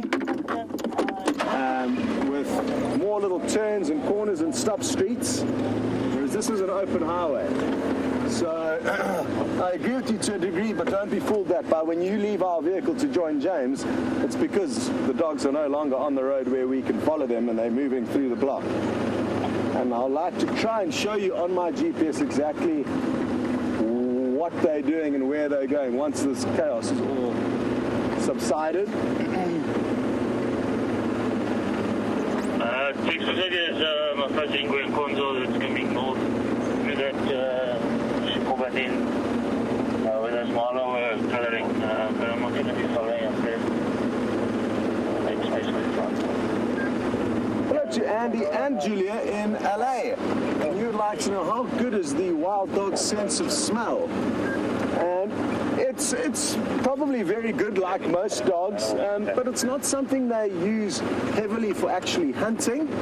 They are sight hunters. They run around until they see something and then they run after it. Their ears and their nose will probably be most effective and most useful for them when actually relocating the pack. When they chase prey, they can bombshell. One impala can go this way, one impala can go that way, and the pack can split. They could each chase their own impala, really.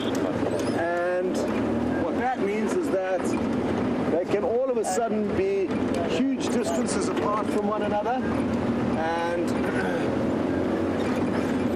morning, guys.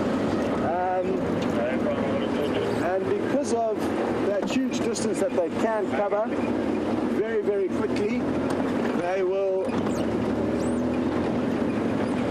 obviously need to relocate with the pack, and again, their hearing and smell will be most effective for that. I'm hoping they're going to pop out here somewhere. I'm just going on their general direction of movement that we last saw them heading in. We've been incredibly lucky this morning to keep track of them for as long as we have. Anywhere here they could pop out.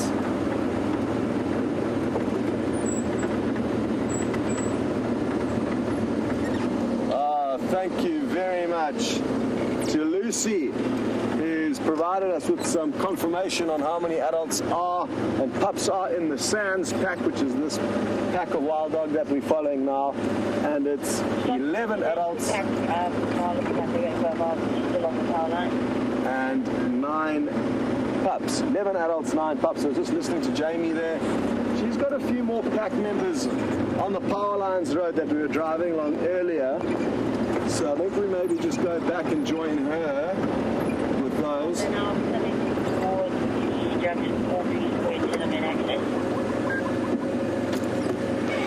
Thanks, Jamie. I've lost the other portion now. We're heading north towards the northern edge of Impala Plains.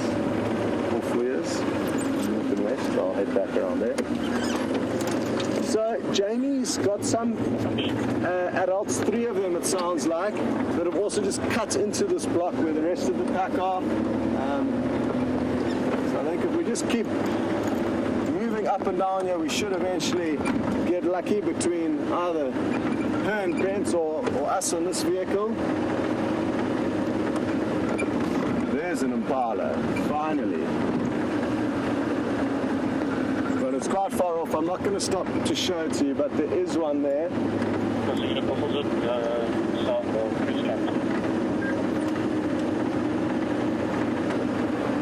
Hello, Daryl in Alaska, and you'd like to know if the pups have got names? Not likely, because not even the adults do, as far as I'm aware. And again, it's not common to name animals. The prides of lion don't usually have any names, really. They are just a certain pride. The leopards are one animal that it makes sense to name because they are solitary, and we get to know them individually. It's quite easy to keep track of them individually. But unless you are willing to basically give up huge amounts of your daylight hours to working out which dog is which and being able to know each one at a glance individually, it's going to take basically full commitment and full dedication to learn them to such a degree. And it's, like I said, it's not usually something that is done by guides. You know, if you're researching a pack of wild dogs, sure, then it makes sense, but then you're spending all day and every day with them. They usually have a radio collar on them, so you can always find them.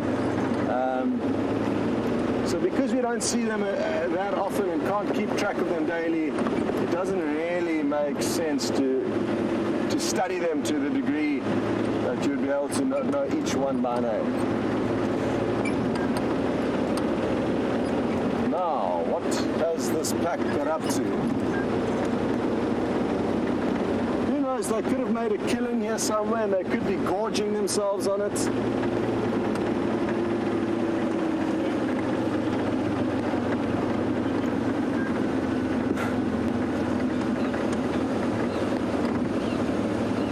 To Bia, and apologies if I've pronounced your name wrong. Bia's just 11 years old and would like to know if anyone's ever fallen off a vehicle whilst racing after wild dogs. And yes, it certainly has happened. Thankfully not off my vehicle though. I've never lost a guest off my vehicle. And thankfully the cameramen know to hold on very, very tightly. We've had a few close calls though, that I will say, and a few battered and bruised cameramen, which we owe them for. But thankfully no, it hasn't happened to me. Oh yes, we're in luck.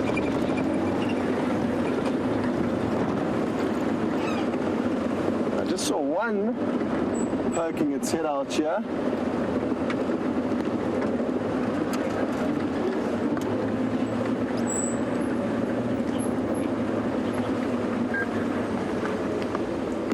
There we go. It looks like they've all settled down right here. Perfect. And look what we found straight down the road. This is going to be a nice glimpse.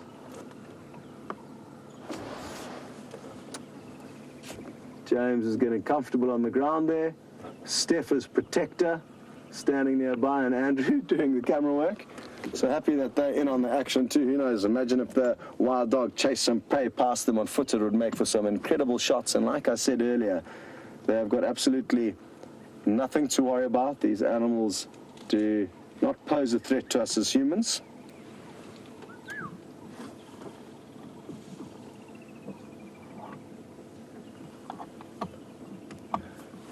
It's interesting, the elephants are still in this area, grazing peacefully off to our right.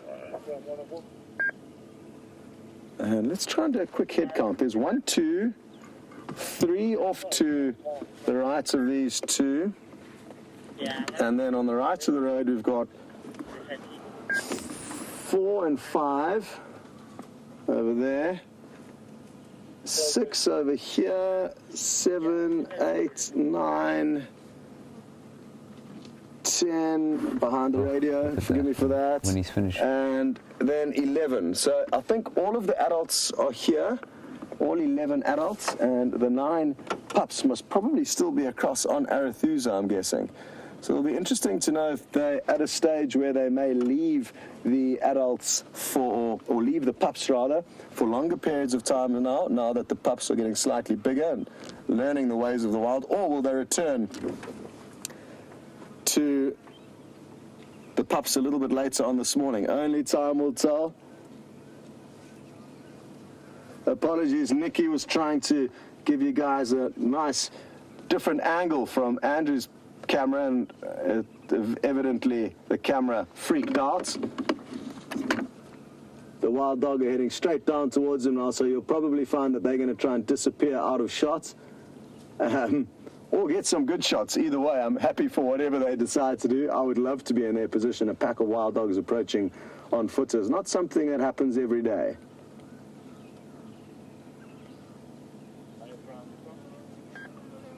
Let's hope that that camera gets fixed up, because it'll be so wonderful to get you some shots from them on foot. Ah, what a frustration. Well, we're going to carry on. And at this stage, it looks like they're going to come running straight past them. This is going to be fantastic. And what an inopportune moment for the camera to not be working. Anyway, at least one of the cameras is working, and at least the wild dogs are with us. And for the fourth and final time, they are safe. There is nothing for them to worry about. So fear not.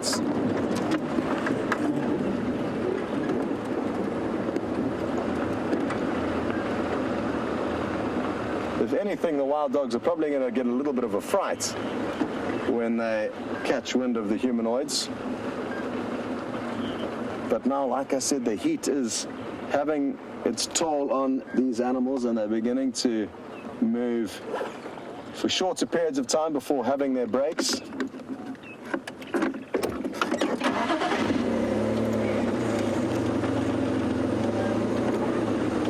Now these James and Andrew are literally sitting on the side of the road. They're going to be in such a cool position here.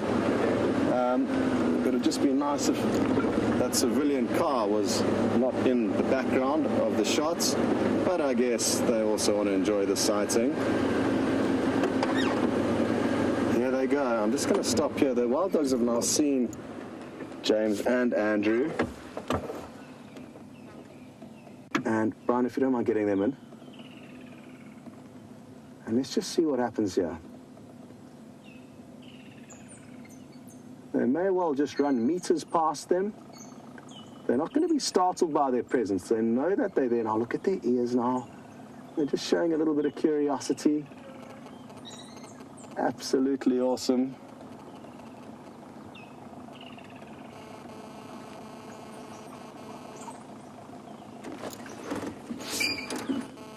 You can hear some high-pitched chattering behind us, and that's the rest of the pack coming running past right here. There they go. Begging for regurgitations is what's going on. And have the pups, it looks like the pups have joined in. I think the pups may have, there seem to be a few smaller ones here. Look at Andrew and James, they are having the sighting of their life. Wild dogs on foot just meters away. I'm going to try and get another angle now, so we don't have that civilian car in the shots.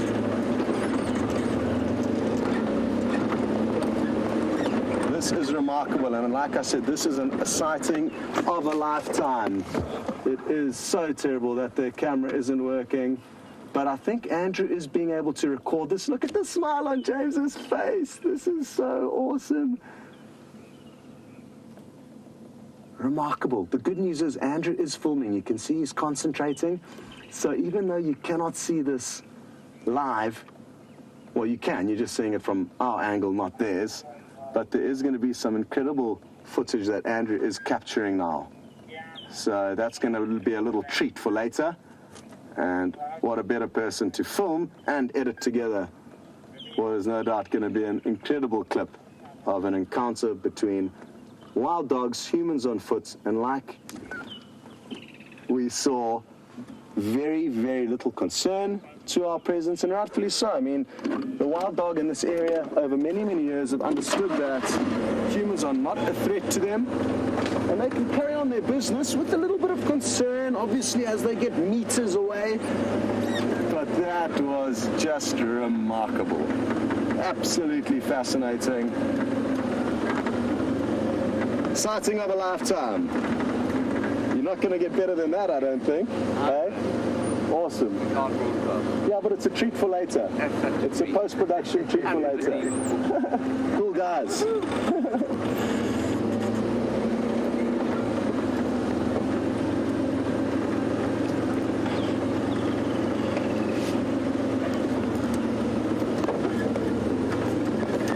Morning. Hello, Kaylin.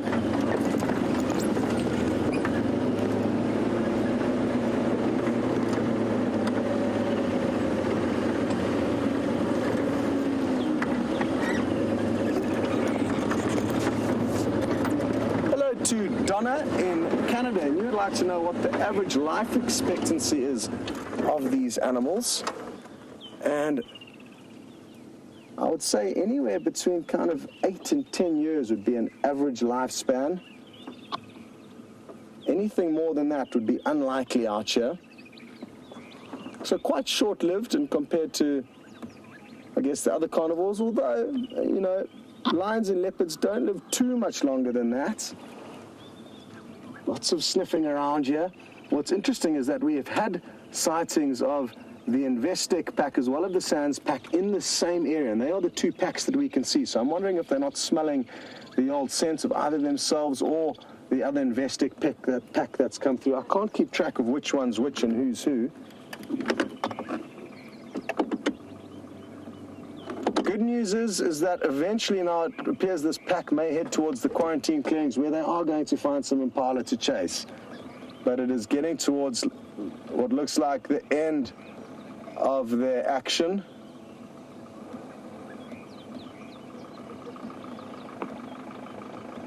And I guess I may be a little bit nonchalant with my emotions and understanding of the sighting that's just happened now with Andrew and James on foot. And isn't it just so remarkable, and aren't we so lucky to have all experienced that and witnessed that together live?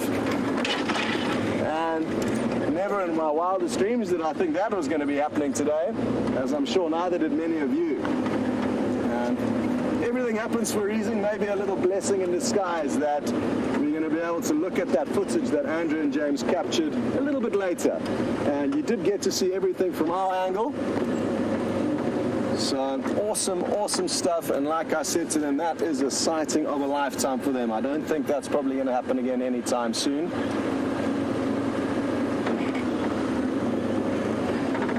Okay, now I'm going to try and preempt what is going to happen here, because they are getting towards this big clearing where there are going to be some impala. So if I can skirt ahead of them, I'm going to, in the hope that they, well, in the realization that if in fact they do chase prey, we're not going to be able to keep up with them. So it's going to be better to be in front of them than to be behind them. Jamie and Brent are going to stay with them. Jamie, I'm just going to loop into quarantine in case there's some prey there. If you don't mind just keeping an eye on them. There's a duiker running off here. This duiker is possibly in trouble. The wild dogs are still a little bit further behind it, but let's keep an eye on it. So just through here, Brian, have you got it there? Well done.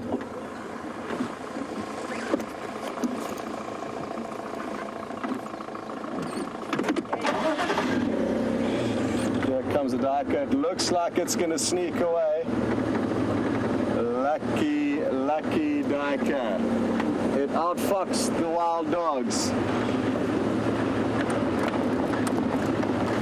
And disastrous nonsense, you're right, those dogs are not shy at all. Okay, here's some prey. And they... Hold tight, everyone. And they don't have a reason to be, at least not in this area of Africa. This young male Inyala could be in trouble. The wild dog, I'm fairly certain, are still heading towards us. And there's also two young male impala to our left. It's just whether or not these wild dogs continue in the right trajectory to find them, and I think they're going to.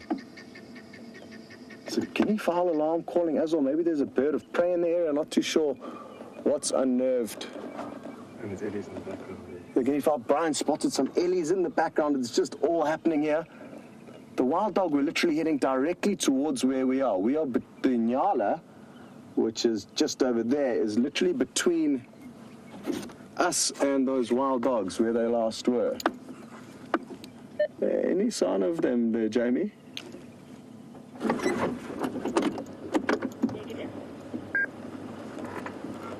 Okay, copy. I've got visual of one there. They're behind you.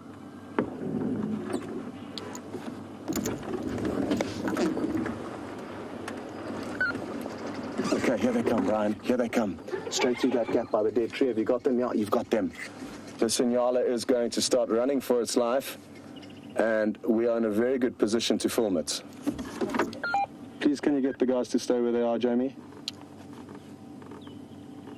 Here comes the Inyala bounding past us, and a bit too much of a head start, but maybe the two young Impala that are just beyond us are going to get a better chase.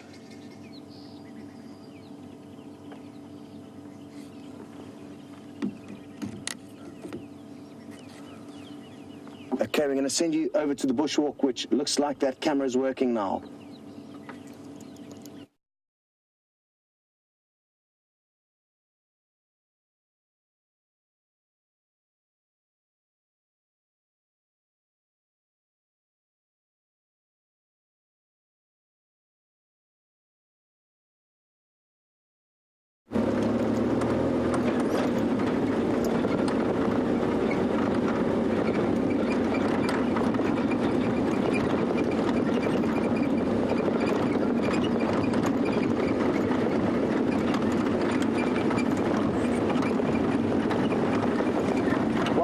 Everyone, we're just getting into a good spot here, and this is going to be an incredible view.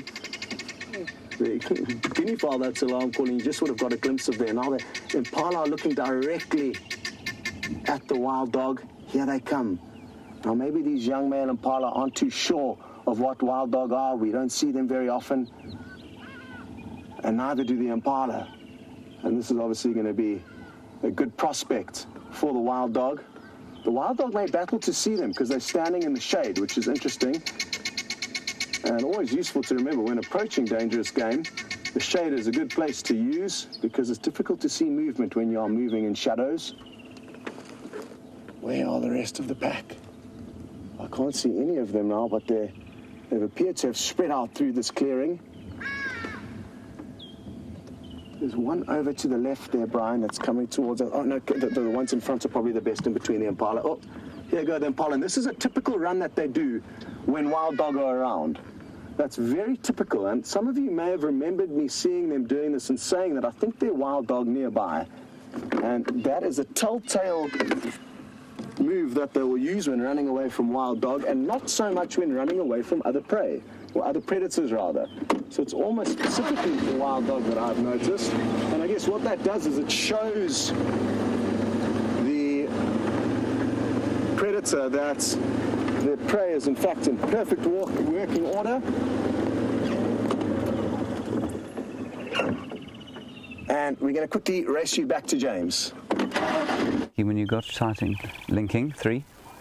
Here we go, everybody. Look at that. Sorry, we've had a couple of technical glitches here, but to be with dogs on foot with them totally unafraid of us, just not reacting. They're just following the parents now, I think, on the hunt onto quarantine clearings. There's some elephants just behind, which we are trying to avoid because the ellies are a little bit irritated. Right, as we lose visual, let's go straight back across to Scott. He's obviously with them on the hunt. This is unbelievable. We're going to continue down here and see if we can get another. So, guys, it doesn't get much better than this. This is the fireside chat spots, which we haven't been using too much over the last few weeks, and apologies for that, but the wild dog are going to be running straight past it.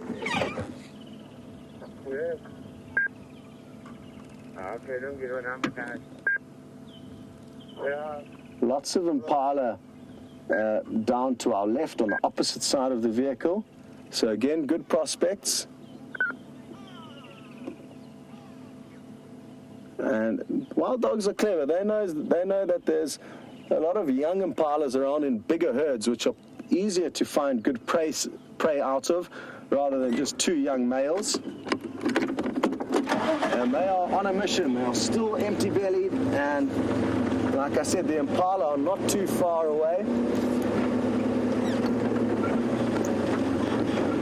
Hello to Ava, who would like to know how big are these animals? How much do they weigh? And they probably weigh anywhere between 10 and 15 kilos, 20 to 30 pounds. And they're probably about half the size of an Alsatian. Okay. There are some young impala just up ahead on our left, young males, and it looks like the wild dog have just seen them. That's what that one stopped and looking across at.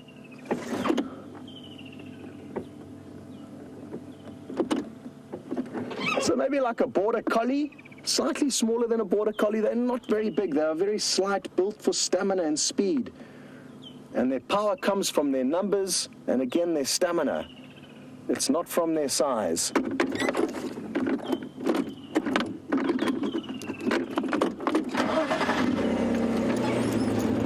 Okay, we've got some action here, They've seen an Inyala bull that they're chasing. But not too seriously. Let's see what happens. It may change, but for now, kind of haphazard. Half the pack splits up. Oh, they're going for it. They're going for it. There's one. You're still there, Brian. Sorry. There was one that was just behind these two Inyala bulls, but they gave up the chase in the end. Jumping for joy, I guess.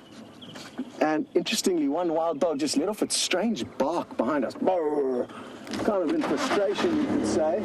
I want to get back to the rest of the pack, though, because the rest of the pack were in a better position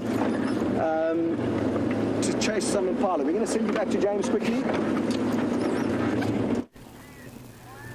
Right, there they go, everybody, just down over the slope. This is the most unbelievable thing. You're going to get Scott coming into picture now. He's going to carry on following the dogs. We're just standing here basically on quarantine, and it's all kind of happening around us. I can see the elephants down to the left, to the right-hand side of us. I'll point to where they are. We can't see them at the moment, but they've gone down through those bushes there. You can hear them shouting.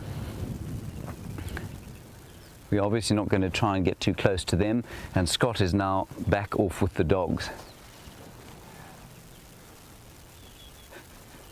It's just unbelievable.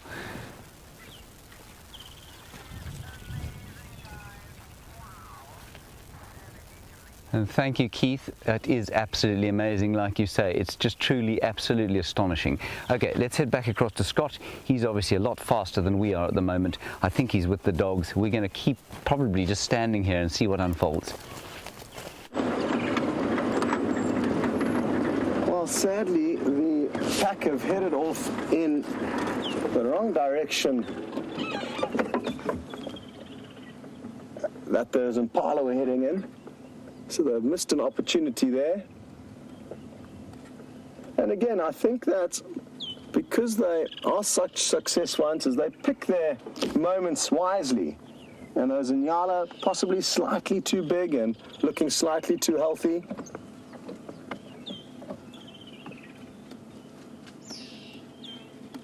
Some dwarf mongooses alarm calling.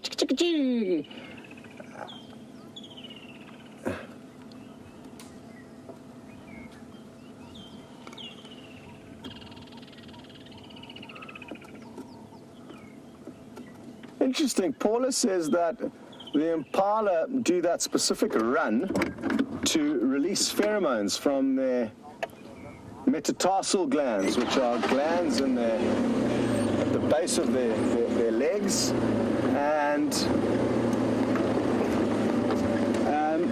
it's to confuse the prey, or the predators rather. And I think that's in general for whenever their legs are pumping, it will, and sprinting away from anything, that will happen.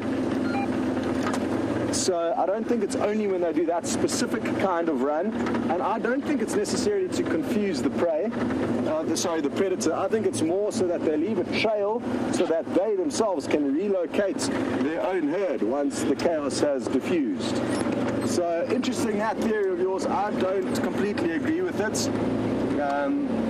Once they're running away from their prey, they're not going to throw them off by leaving a different scent trail. The prey either can see them or they can't, and when they can't see them, the chase is over. It's not like predators track down their prey by sniffing them. It would take too long. So I don't agree with that. I think it makes more sense that it's the impala's mechanism of gaining contact with one another once they've lost track of the rest of the herd once they've been chased. Jamie and Brent, they continue straight down the brae side. I'm guessing they're going to pop out somewhere in Philemon's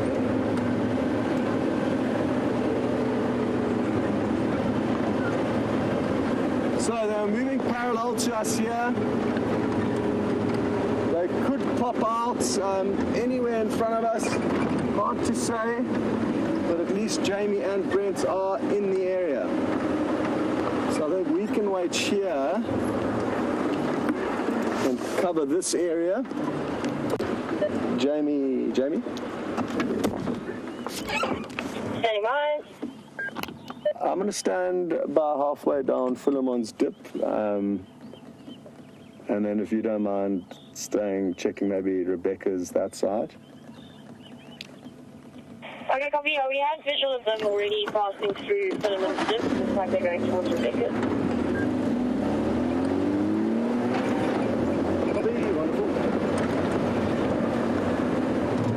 Okay, so no surprises here. The wild dogs are ahead of us. And Jamie and Brent did get a glimpse of them.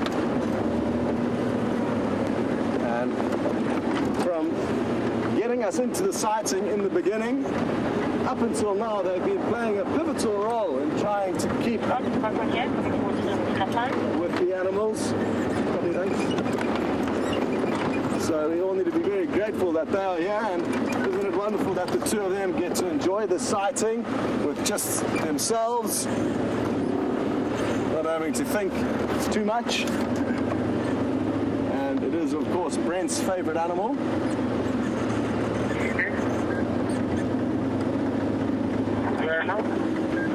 So they're just below us now, Jamie and Brent, and they say there's some heading towards us. I think we can wait here.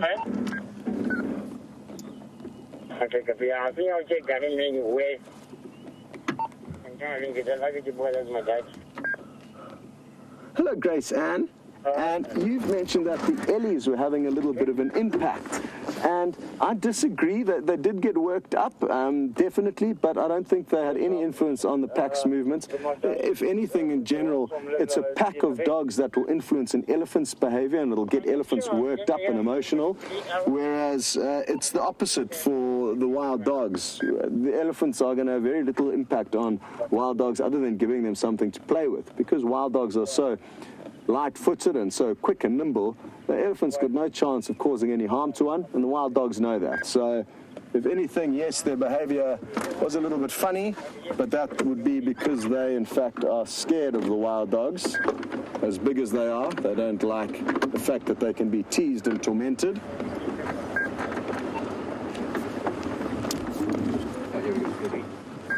Okay, here they come.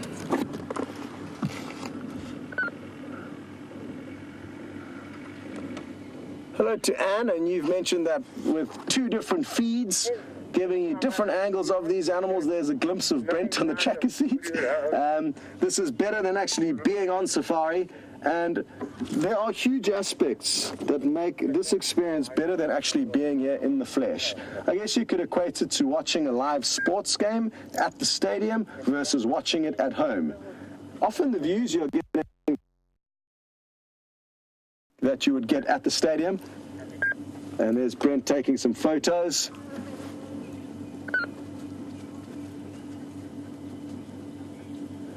Awesome.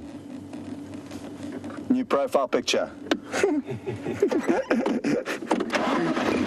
Well, I never thought that we would have such an incredible morning with them. We've been with them for ages. I've lost track of time.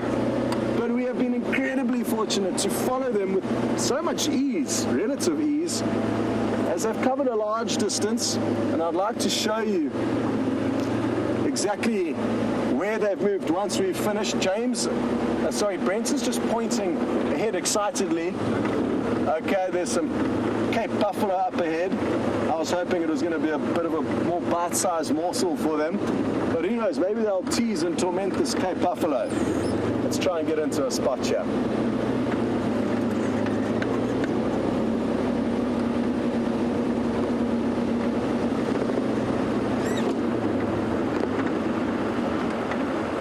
But don't be fooled, the Cape buffalo does not take nonsense from anyone out here, not even the lion. And from time to time, even like I say, the lion gets showed up. Now what's interesting is that this pack is mixed. There's not all adults here. There's half adults, half pups. So I think what may have happened is that the pack may have split in two. And some of the adults with the other pups are elsewhere.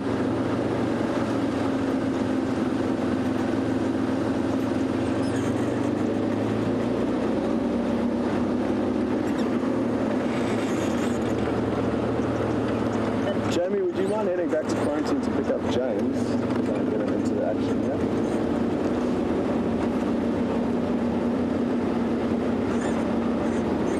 So just ask Jamie and Brent if they don't mind trying to go and pick up James, just so that we can try and have another camera feed where possible, even though it has been a little bit shaky.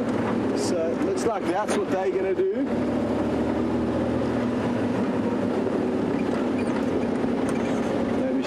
My message is still there, but we should be able to stay with the pack now. It's not too thick for now, and I'd be willing to take the gamble to get James and Andrew with their other camera into the sighting in case some high intensity action unfolds, and then it's definitely going to be better to have two cameras.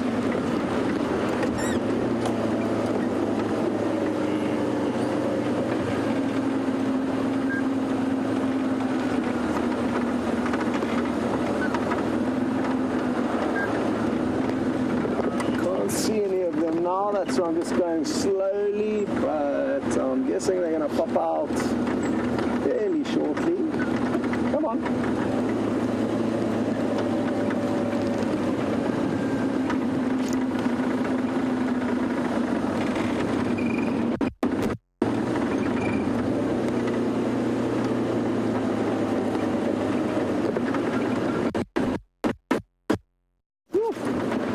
Nearly crashed into a tree there. Okay, we're going to send you back to James just so you can get an idea of what he's up to at the moment while he waits for Jamie and Brent to head across there, and we're going to hopefully get a visual of the rest of the pack soon. Right, we are now, everybody, going to try and get onto the vehicle with Brent and Jamie and see if we can't just, get two angles of those dogs. It's amazing to me that there are no other vehicles in that sighting. So that's what we're going to try and do. Brent and Jamie are coming up this way to fetch us, and we need to try and get there, of course, before those dogs start to go hunting again. It's starting to get quite hot. They might not carry on hunting, but they might, and it'll just be nice to get two angles. We'll probably film from the vehicle, and we probably won't be doing anything on foot anymore with those dogs.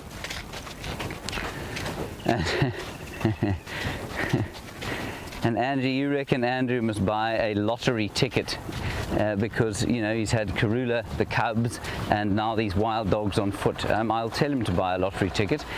He's normally fairly studious at ignoring any advice I give him, so we'll see what happens there. Hello. Right, here we go. Yeah, if you don't mind, that will be fine. Okay, we're going to head back across to Scott. There's Jamie, and we'll see you shortly. Okay, I've just backtracked just to make sure that the wild dogs didn't change direction, and now that we've confirmed that, I'm confident we're going to find them just up ahead here.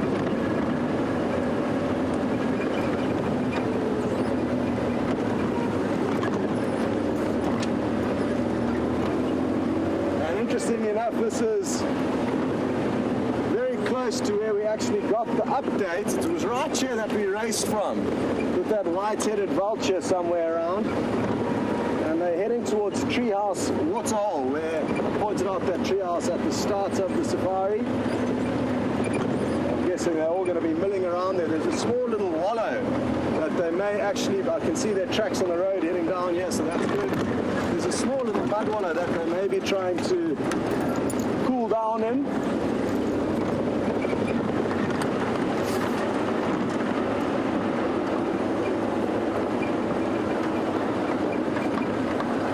Bible. Why are they not here? This I did not expect. They have outfoxed us.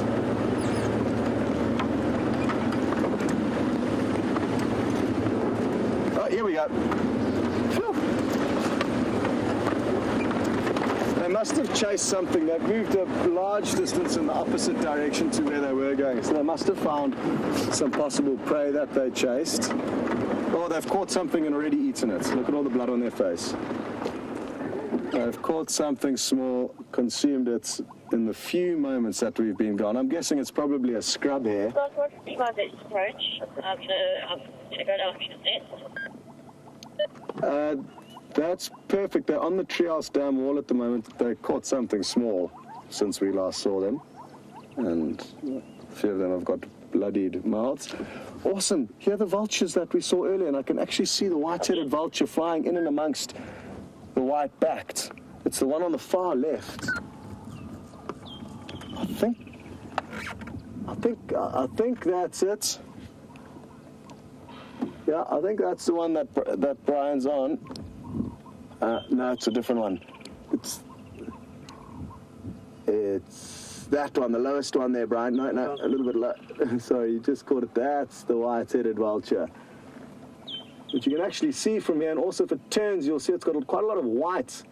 Oh, just missed it. It's undercarriage with quite a few vultures moving through this area. The wild dog are all milling around here. If there was any meat left with whatever they did catch, they would all still be there fighting over it. I'm not sure if any of you did get to see the bloodied mouths of some of the individuals.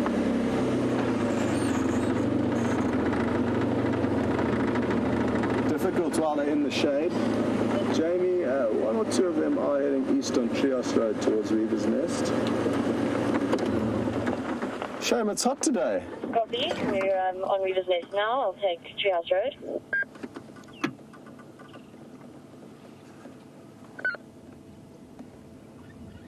Oh wow, look at this individual's legs covered in blood. Who knows what it could have been? But at least they've had a little snack, whatever it may be. I'm guessing a scrub hare, maybe a diker. They would have taken a bit longer to finish off. What'll be interesting to see is if these vultures don't catch wind of the pack and start following them. Actually, it's not uncommon in some parts of Africa for birds of prey to follow wild dogs. And even to our left here, Brian, there's a bataleur and what could be a tawny eagle circling above where those wild dogs came out of. And they could well now follow this pack with the knowledge that they are very successful hunters. Awesome stuff. Aren't we getting spoiled with all the different carnivores today? Some in the sky, some in the ground. Too good.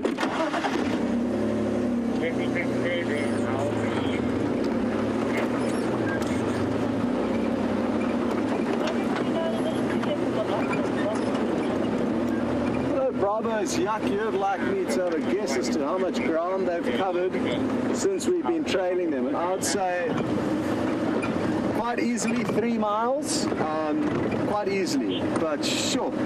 I'm just trying to do the maths in my head, and it's so difficult to work out. That's easily 3 miles, and that's just since we've been on their trail.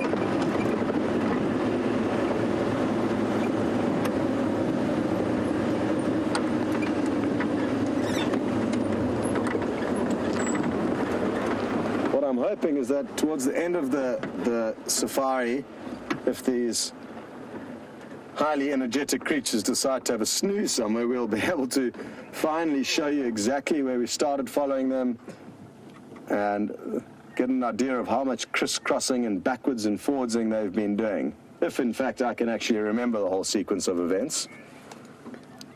Jamie, they're about midway between the dam and Weaver's Nest now. I think some on both sides of that little drainage. I'm on Treehouse Road. Copy. Continue south of the drainage, so we're staying north. Affirmative, that would be perfect.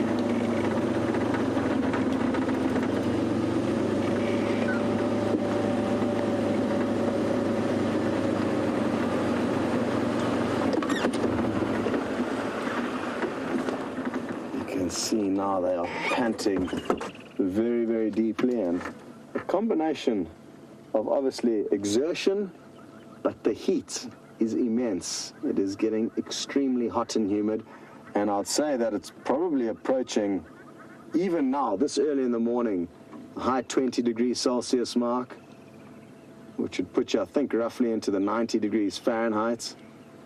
It is beginning to cook. 26 degrees Celsius and 79 degrees Fahrenheit is the alleged temperature. I'd be willing to say the weatherman's not entirely correct, and it's a bit warmer than that.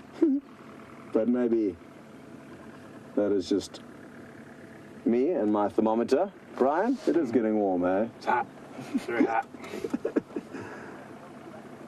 And it looks like now maybe an opportunity for me to try and show you where these animals have been moving, but let's just see what happens next first.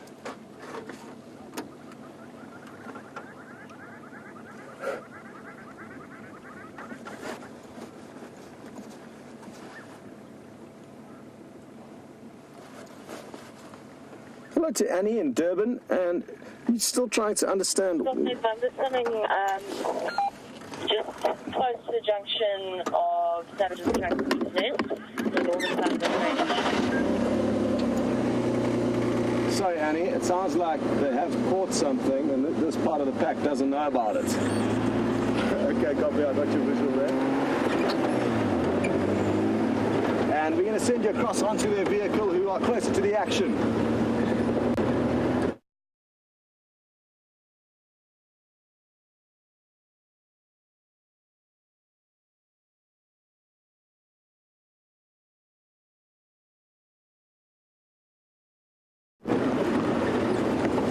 Apologies everyone, I've got no sound and I had a stick in my mouth, so you almost had no sound from me, but we will be there very, very shortly, so fear not.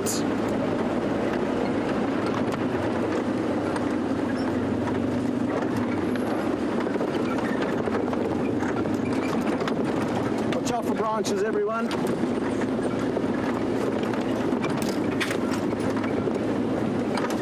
Annie and Durban, I'm going to get back to you as soon as I'm in position here.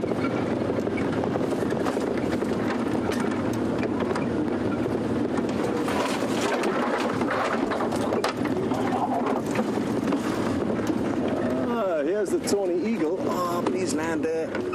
It almost landed so close to us. It's the remains of a steenbok that all the birds are interested in. And there we go. There's the head of the steenbok. And it's a male, a fully grown male, but you can tell how small its head is, that they're not very large antelope.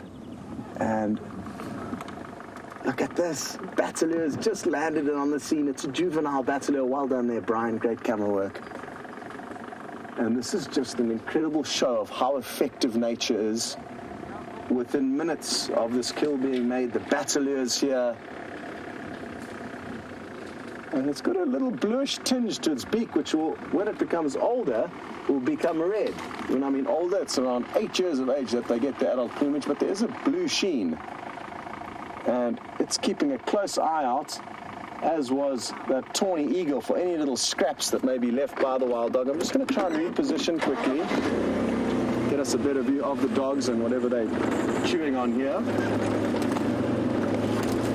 What a morning, everyone. It's been remarkable that we've managed to stay with this pack for so long, and eventually they have succeeded in the kill. Like I said earlier, the chances of us being in the right place to capture the takedown is slim, And well done to Jamie and James and Brent and Andrew and Steph, who are all on the other vehicle, for finding these remains. I think that the other pack members are aware of what's happened, but because they know that there's not much food, that it's not actually worth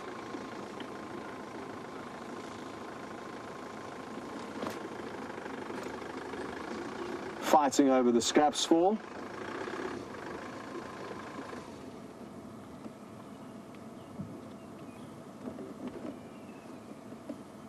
The scraps, of course, that the Battalier are more than happy to wait for. And let's see if we can't get you a shot of it. Look, it's peering down at us here at a very funny angle. How cool is this? Too good to be true, everyone. Too good to be true. Now, Annie in Durban, I have forgotten your question with all the excitement, but I'm sure I'll be reminded of it shortly. If man is the apex predator by day, is that why the dogs weren't aggressive and anxious towards James and Andrew on foot? And Annie, I don't think we are the apex predator anymore. We used to be, but now we are spectators, and we have been spectators, and we have never been hunting in this area, and these dogs have not been exposed to us as hunters in all likelihood their entire life. So I don't think that that's the right angle to be approaching when working out why they are not concerned or perturbed by our presence on foot. And like I said before, it's more the fact that for many, many years, the Greater Kruger National Park and the Sabi Sands, which we're in now, has been a photographic safari destination where, yes, people do spend time on foot looking for these animals, a lot of the time on the vehicles as well, and they have become used to us as being non-threatening, non-aggressive. And it's this gentle habituation that's provided us with the viewings that we get today. And it's the same for wild dog, lion, leopard. None of them run from us to a huge degree while they see us, especially in the case with James and Andrew. They were in a set position, clearly visible to the wild dogs, from a long distance before the wild dogs got to them. If James and Andrew had been hiding in a bush, and those wild dogs came running down that road, just as they did, they would have got a big fright, not expecting the humans on foot, not knowing them to be there, and then probably would have run off. But I don't think it's the fact that we are apex predators by day that causes them to react the way they did. I think that's many, many years ago that was the case. So good news is we're going to send you across to Jamie and Brent and Stefan and James and everyone else on the other vehicle for a different angle. Right, we're not sitting far from Scott. He's just over there, and we've got a wonderful view of the dogs here. Here come the others, Andrew. They're the others behind us there.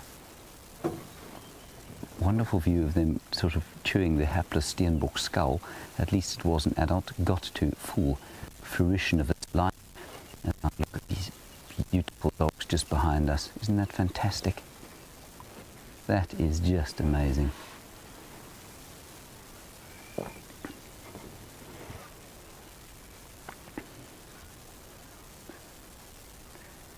And Paul Rizzo, while we're watching this dog, the pack sort of reuniting here, we want to know what it felt like for us to have those dogs so close to us on foot at ground view. It was absolutely astounding. I think for both Andrew and I, it was probably our best animal experience on foot. Hey, Andrew? Definitely. Andrew says definitely. And I mean, Steffi wasn't too far behind. He was actually just behind a termite mound, so he was even better hidden than we were. And the dogs, I think, probably got slightly closer to him even than they did to us. But then afterwards, to have the Nyala pronking, speeding across the plains there, the elephants just, and the dogs next to them, that was just unbelievable. Certainly my top experience of. And you know, I know there've been a lot of questions. I've just been listening to Scott answer the question to Annie about, you know, about predators and whether they were afraid of us and we were afraid of them. There was a complete sense for me of a lack of threat. I didn't for 1 second feel threatened. And Andrew said to me, he said, well, what are they going to do? And I said, I don't know. It's going to be fascinating to see. I thought they'd go off into the bush and really skirt around us, but to have them come that close was just incredible. And the camera, for some reason, didn't allow us to film them. And I mean, the point of that being, you know, many will scoff at this, but it meant that we couldn't concentrate on presenting. We actually had to just appreciate the incredible experience of being on foot with those dogs, and it truly was unbelievable. Anyway, here we are again with the dogs. We're sitting on the Mahindra, Jamie driving, Brent pointing at things, and there we've got, I think Brent is pointing out that pale form tawny eagle that we had earlier on, which is just a spectacular looking bird. Can you see it, Andrew? It's right there in front of the apple leaf in front of us. Andrew's looking a bit confused. He's a bit dazed by the astonishing sighting that we've had today. Can you see it, Andrew?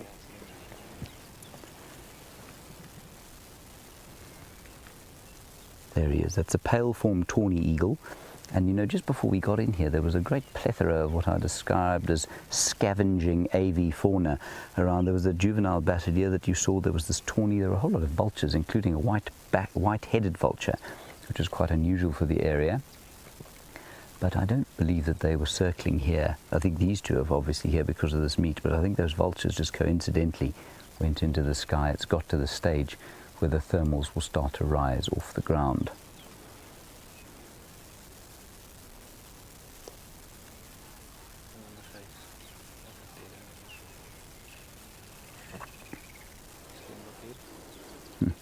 That's interesting. Sabi, you want to know, we talk a lot about the stink of these wild dogs, and you want to know how did it smell being so close to them. I don't recall actually smelling them at all. Andrew, do you? I smelled them a bit. Andrew smelled them. I don't think I was concentrating enough on the smell to know, to be honest. But I can certainly smell them where we're sitting now. We're sitting about 20 feet from them. 20 meters from them, so about 60 feet. And I can smell them now, that very kind of strong, wet doggy smell, which is pretty offensive in your lounge, but very pleasant out here in the wild, because it does signify, of course, Africa's second most endangered carnivore.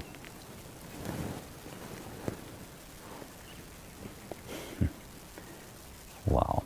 And just like I say, we are so lucky that there are no other vehicles in the sighting other than Scott, so we're able to spend as much time as we like with them and just really enjoy them.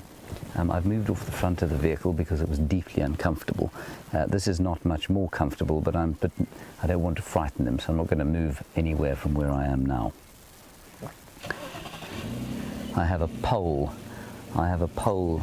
digging into me rear end at the moment. Nikki says I look like a supermodel. Well, she's the only person who's ever described me like that.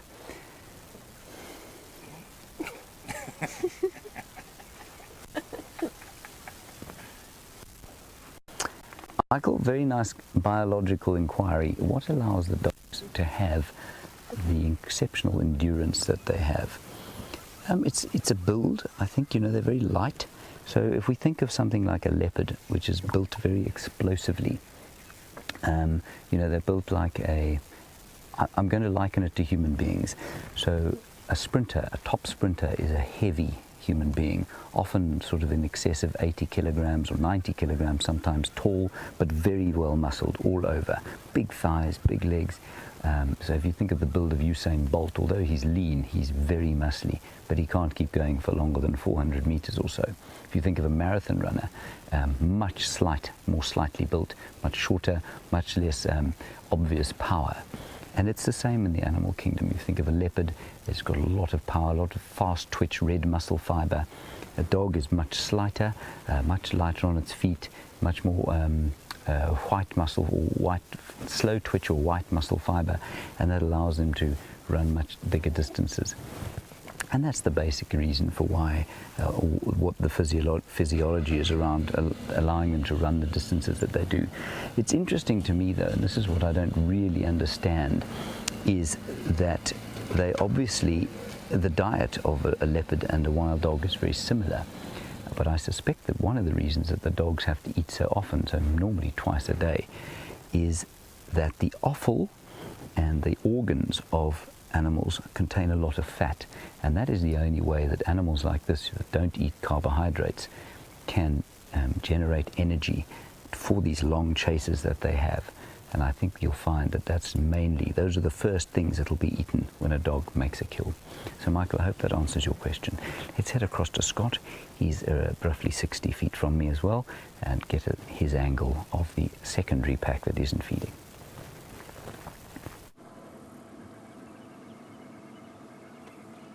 Well, finally, it looks like the pack have decided to settle down.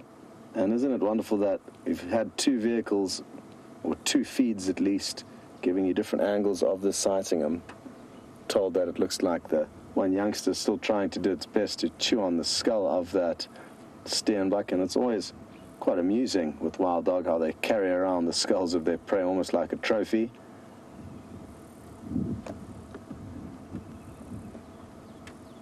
I think, though, for now, the pack are going to settle down. They may think about heading off for a drink a little bit later, but it's hard to be certain what they are going to do.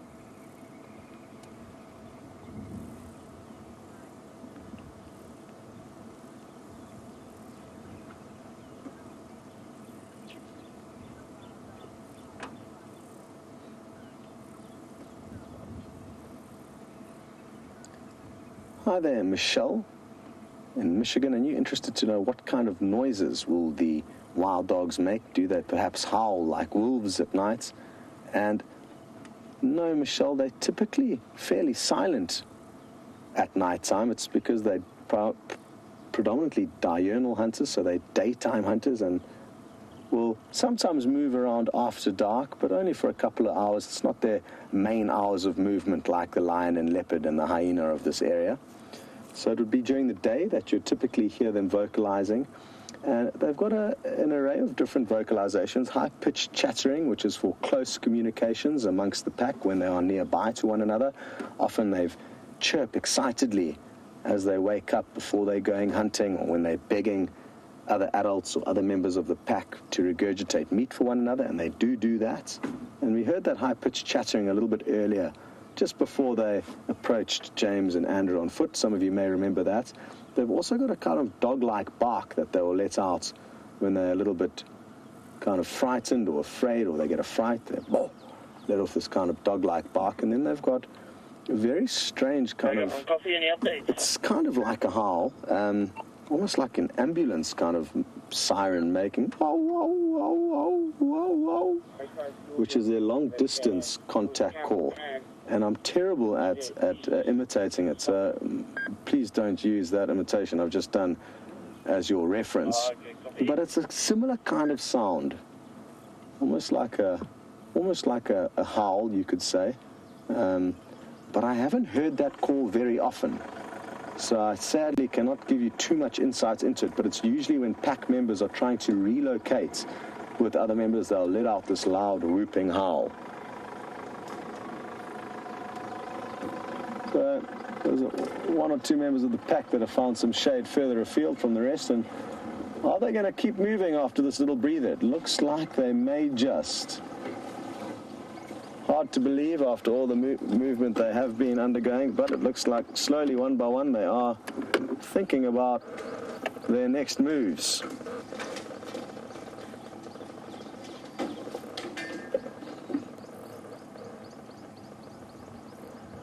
And I think now that things have calmed down with the pack, it's not a bad idea at all that James heads off to see what else he can find. For the last few minutes, I think there's reports of a herd of elephants at the Djuma waterhole, and after the neglect that the elephants have felt, with our cameras only waving over them for brief glimpses, maybe we owe the elephants some camera time as well.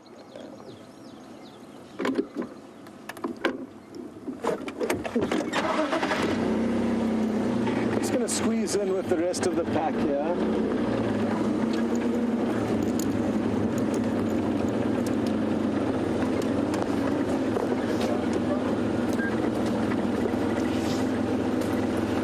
Hello, to Heidi, who's watching in Las Vegas. And you'd like to know now that there's a kind of large amount of us on the ground. Are we getting some time off when we're not behind the camera or in front of the camera? And yes, some of us are getting some time off, but Jamie and Brent essentially were off this morning, but they came out tracking, so they are working, and we all work quite hard while we're out here. There's not much else to do. We can't really go and watch a movie, so we all tend to work quite hard while we are here. But if we do have the odd afternoon off or morning off, we tend to try and share that equally amongst everyone.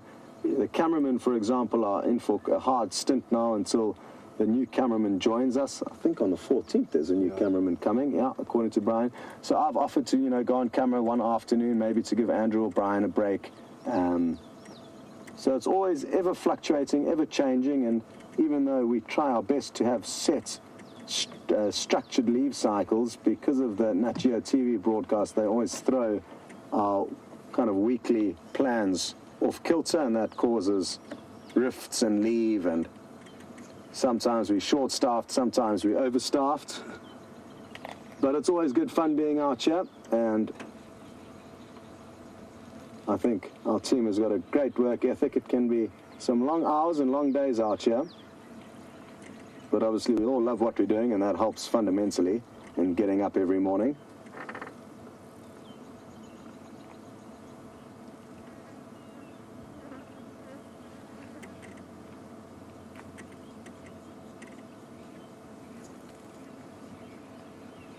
That is a trophy Steenbok male. He's got very, very big horns, so don't be fooled by the size, like I said earlier. A fully grown male in his prime, and I guess not so bad then that, he's had his time to shine. He's had a good life out here. And now some space has been made for some younger Steenbok to do their thing. And obviously also it's imperative that the wild dogs get their breakfast, otherwise they too are going to be in trouble.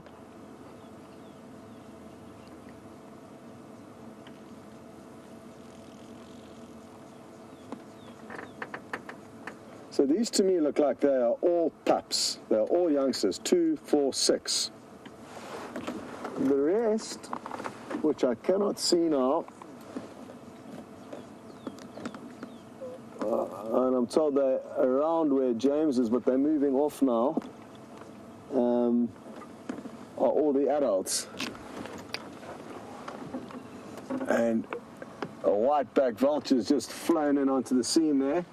This is a good reason why they do not land in trees with leaves. Look at how unglamorous that is. Not that you can see much, but it was not the most graceful of landings. And that's because it chose a very tricky airstrip to land in. It's still battling to get its balance, but it's the risk, I guess, it took because it wanted to get close in on this action. And there's not many dead trees readily available for it to land in, so that was a white-backed vulture that decided to swoop in and wait patiently for any remains. So, as I was saying, though, interesting stuff. I'm not too sure. I wonder if James can maybe try and count how many adults are there and then confirm if it is in fact adults. And in that way we can keep track of these pups. Jamie or James, did you get a head count on how many dogs were there, and if so, if you think they were all adults? And the reason why we need to keep track of this is because it'll be hugely interesting if the pack has split up. So yeah, I think they're all adults. It looks like about 5 or 6. Okay, copy that, thanks. It looks like all pups here, and yeah, just 6 of them. So possibly the rest of the pack are still on Arethusa. Scott, and I've been absolutely correct, but I think the stand pack has now dropped its number down to about 15 or something. Okay, copy that. Thank you. So both adults and pups have been lost. That's affirmative. I'll try and double check later. Okay, copy. Thanks, Jamie. So, it sounds like there's some bad news, everyone. And I was hoping that this pack would merely have split up, and that's why there's not nearly as many individuals as normal. But it appears like Jamie may have got an update. She just needs to clarify exactly what went on in the numbers that are remaining in this pack. But it's gone from an update. I can't remember who helped us out with that, but thank you earlier, saying 11 adults and 9 pups. Now it looks like 5 or 6 adults with Jamie and 6 pups here. So the pack is almost halved in size, and that could have been just from one bad day. The pack could have run into a pride of lion where a few dogs could have been killed, or I'm hoping what may have happened is there could have been some kind of a dispersal. The pack may have split up. That does happen, but I fear that the more realistic turn of events has been that the pack have come unstuck and lost a few members to an all likelihood lion.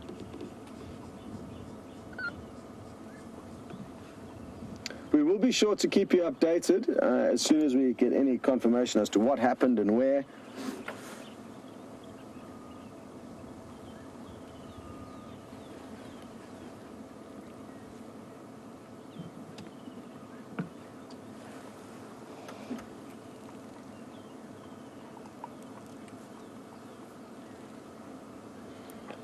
Hi there, Pam Shirley. You would like to know what happens when the females come into season. In and around May every year, which is when they come into season generally, and when they start denning here in the northeastern corner of South Africa. It will vary depending on where you go. And Pam, no, the female will not move away from her pack in order to find another male. She will mate with the alpha male within this pack. And obviously over the years, the position of alpha female and alpha male will change. And what's important to understand is that not only the alpha female will be allowed to mate, depending on the pack and the circumstances, sometimes the beta female will also be able to mate. And I think that happened with this pack. They weren't denning with us, but I'm fairly certain that this pack had 2 different females that mated and subsequently gave birth. But I stand to be corrected there, but it's not uncommon for that to happen. And how they get new genes coming in, Pam, which is obviously where you're going with this, is, you know, every couple of years, males will split up from a pack and rejoin. It's called the dispersal pack. They may join. Here's the chattering and begging.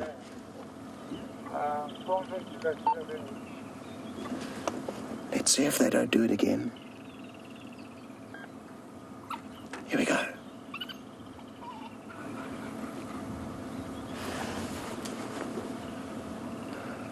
Little bit of a tug of war going on, and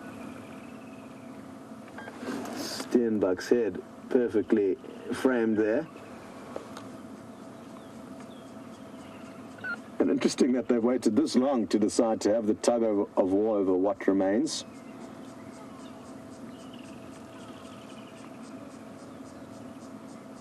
Don't want to be... Oh, they got a big fright. Well done, Brian. Incredibly quick on the camera there. To be honest, I got a bit of a fright myself. Everything was so stable and relaxed. Here's the more chattering and cheeping. And interesting how amongst these pups already, this young boy looks like he's managed to establish dominance over the rest of them. And that's why they're not putting up too much of a fight trying to get the remains away.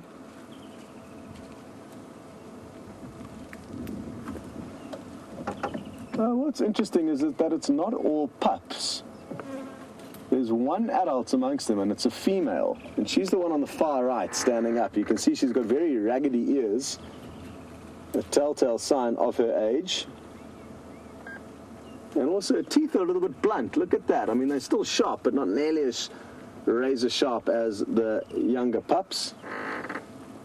So one adult is staying by with them. Who knows if it's the babysitter or their mother? I certainly don't. Brian, just by this kind of fallen down branch over there, there's a bit of a rib cage remaining. I think it's just over there. Should be interesting to give people an idea of how small the carcass is. And also to give people an idea of what the vultures and the birds of prey are waiting for. There's a little rack of ribs there on the cards for somebody.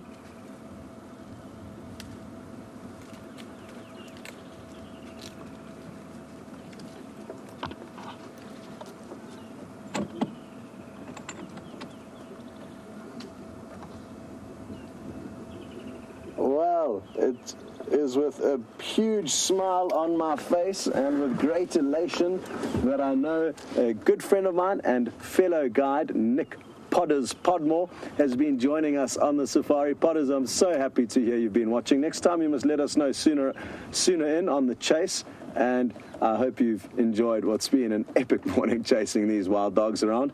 Good luck with work today. Okay. Brian says there's one that's it's literally lying up against the wheel. What I'm going to try and do is, Brian, I'm going to film it with my camera, with my cell phone, and you'll be able to film my cell phone. Possibly. Oh no, it's not going to be easy. Are you going to get that angle? Is it too much of an angle? Can you block the glare a little? Yeah, there we go. It's literally lying against the wheel of the car. Maybe that'll be a bit better. Let me try and block the gap properly. One more second.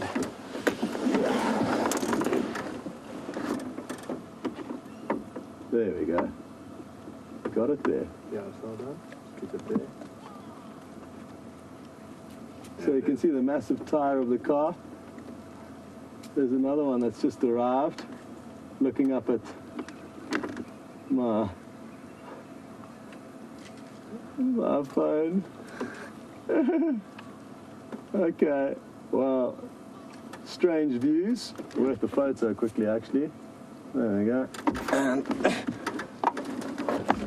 good testament again to how relaxed these animals are with us. And over many, many years of us being here, driving around with them, never harming them, never feeding them, just being this kind of neutral entity in and amongst them, a spectator, this is the result we get. Completely relaxed with our presence, both in the vehicle and, as you saw earlier, on foot with James. Awesome stuff. Speaking of James, let's go and see if he's having any luck with the elephant at the Djuma Waterhole.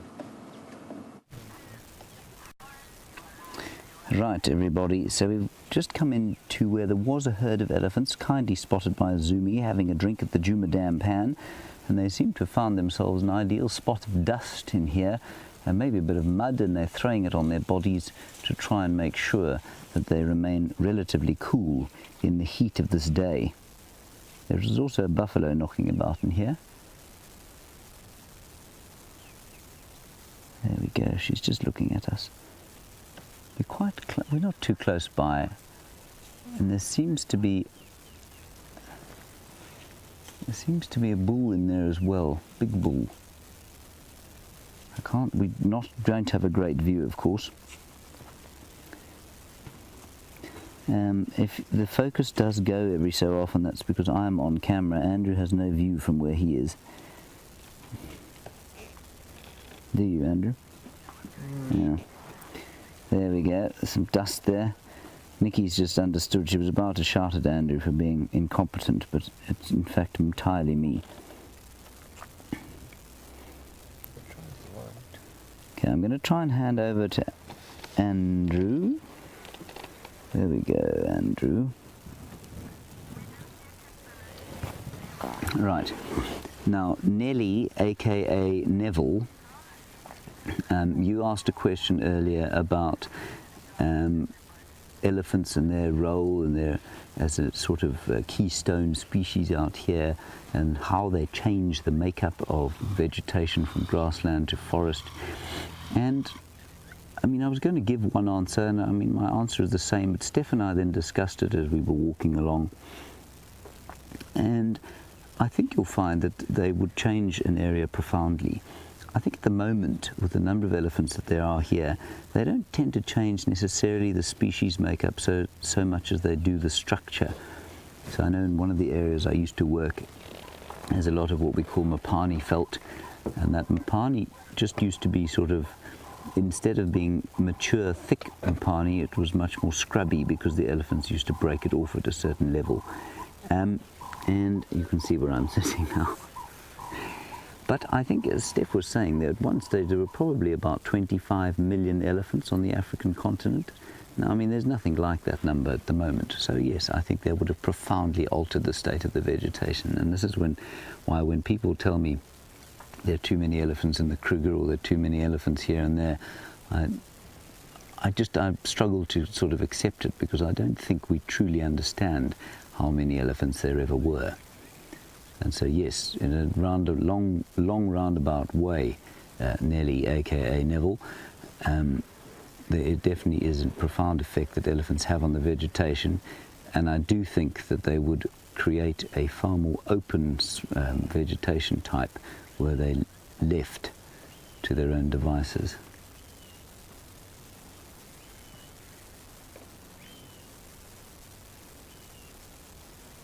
Is that a southern boo-boo?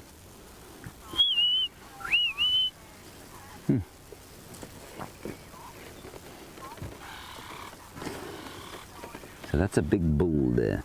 That's a big bull shaking his head.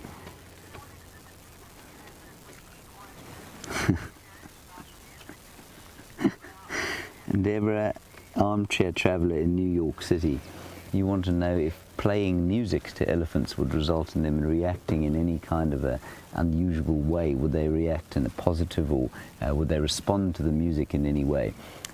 They might. I suspect it would not be particularly a favourable response. Maybe soft singing would result in them coming, relaxing, and maybe the youngsters going to sleep. I'm not sure. I've never tried it. I'm not sure that I'm going to. I think far more, I mean, rather than, sort of completely unfacetiously, I think far more than the kind of song that was sung to them, they would pick up a tone of voice. They'd pick up a sort of attitude.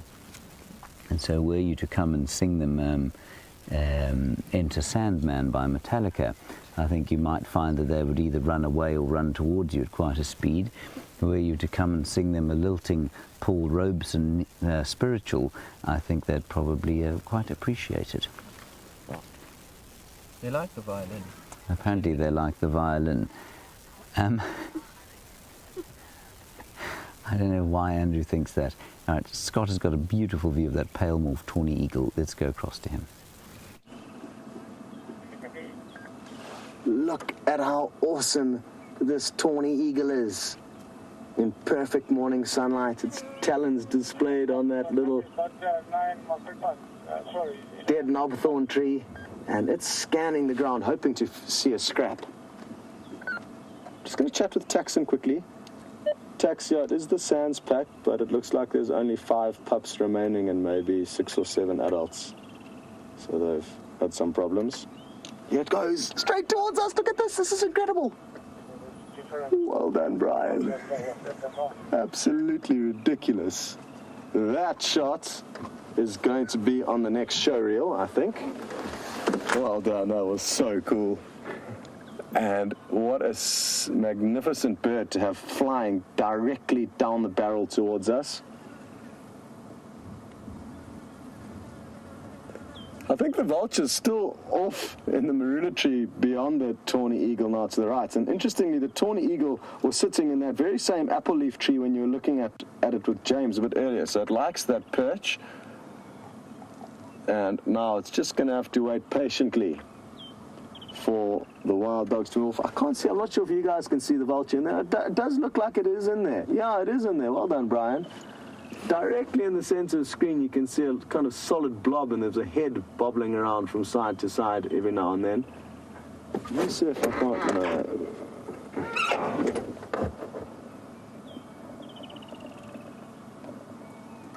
Well, we've got a little treat lined up for all of you. It's not very often that we drop a little slow motion clip into the live safaris, but for very special scenes and moments, it happens. And you guys are about to be taken on a slow motion flight of the tawny eagle. Enjoy.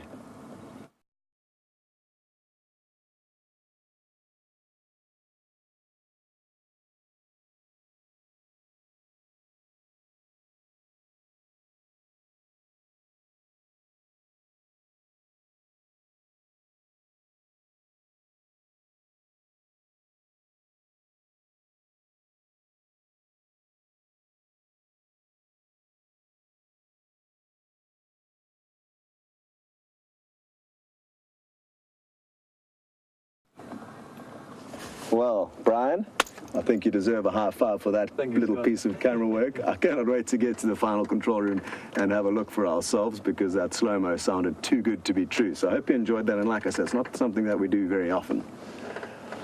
Okay, jeez, what is going to happen next this morning? I think I'm going to need the local vet to give me a tranquilizer to come down after all this excitement. Looks like the one young male pup is still enjoying his little trophy, the skull of the steenbok. What I would like to do, and maybe I think you guys might want to come along with us for this little mission, is to work out exactly how many adults are in the pack. It's going to be very useful for us to tell Grant, the person who keeps track and monitors the wild dogs of the Kruger National Park and surroundings very closely, and it would be very useful for us just to keep them up to date with the current pack size. So we've got 5 pups here and 1 adult female. I'm not too sure where the 5th pup has gone. It's just behind us. So we're going to move around, go forward, and then go around and count the adults. But we'll call you when we get to the adults, and you're going to go back to James with the elephants now. 3. So 3 young elephant bulls having a drink here, away obviously from the rest of the herd, and they have gone straight to the clean water that is being pumped into this pan.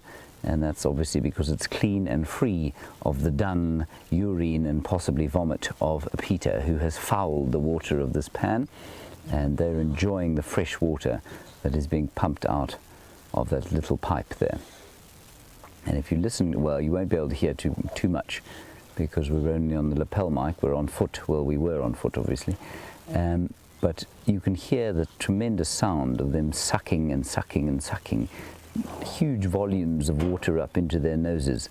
Very glad I don't have to drink like that. I guess it doesn't feel to an elephant like it does when you get liquid in your nose. You might be able to hear that.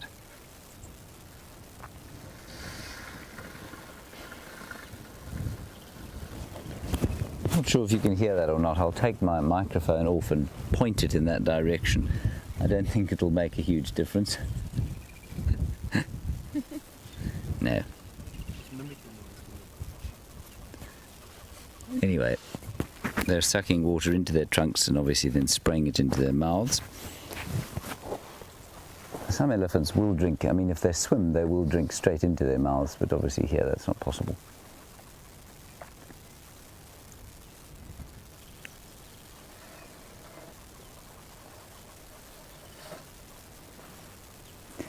Hello, Christopher. While we watch these elephants drinking, you're in Arizona and you want to know if we've ever found any artifacts while walking, human-made artifacts. This place is certainly, it's an area that did have quite a lot of prehistoric human habitation. Largely the Sand people were in the area, and they're kind of Stone Age people, so you do find the odd flint or spearhead or axe head or cutting stone. I think you'll find a lot of those, however, are just kind of naturally shaped like that and get kind of passed off as artifacts. But yes, we do find those sorts of things around. Then of course in the Kruger Park, north of the Kruger Park was a fairly developed settlement called Tulamela, which I think, if I'm not mistaken, was active around 1400, somewhere around there. In fact, it may have been as early as 900. One at Mapungubwe, I think, was probably around 900 AD, and I think Tulamela was around 1400. So that was quite a settlement that was in this particular area. Remember, though, that I don't think that this area has ever carried a tremendous number of sedentary people because of the disease. And so, and up until 1898, when the rinderpest came rocking through here, trypanosomiasis, or sleeping sickness, was a major issue in the area, and obviously malaria has always been a problem, and so that's one of the major reasons that there haven't ever been enormous human habitation in this area, and why we don't get enormous numbers of artifacts. You do find also the odd clay pot in a termite mound, which we think are used for burial, and that's quite interesting, but those are more recent. Those are kind of probably within the last 150 to 200 years. Nice question. Thank you, Christopher. Ah, hello, Zoomy. The Zoomy seems to be filming us. Jamie, sit up straight. Yes. You can see Steph is still prepared for his bushwalk. If you happen to be watching the the damn camera. I think, just one more note on these bulls. I think that bull to the left-hand side, the closest one, Andrew, stop being a clown. He's got pretty big tusks for his size. I think you'll find that when he's a big old bull of about 50 years, he's going to be a very substantially tusked fellow indeed.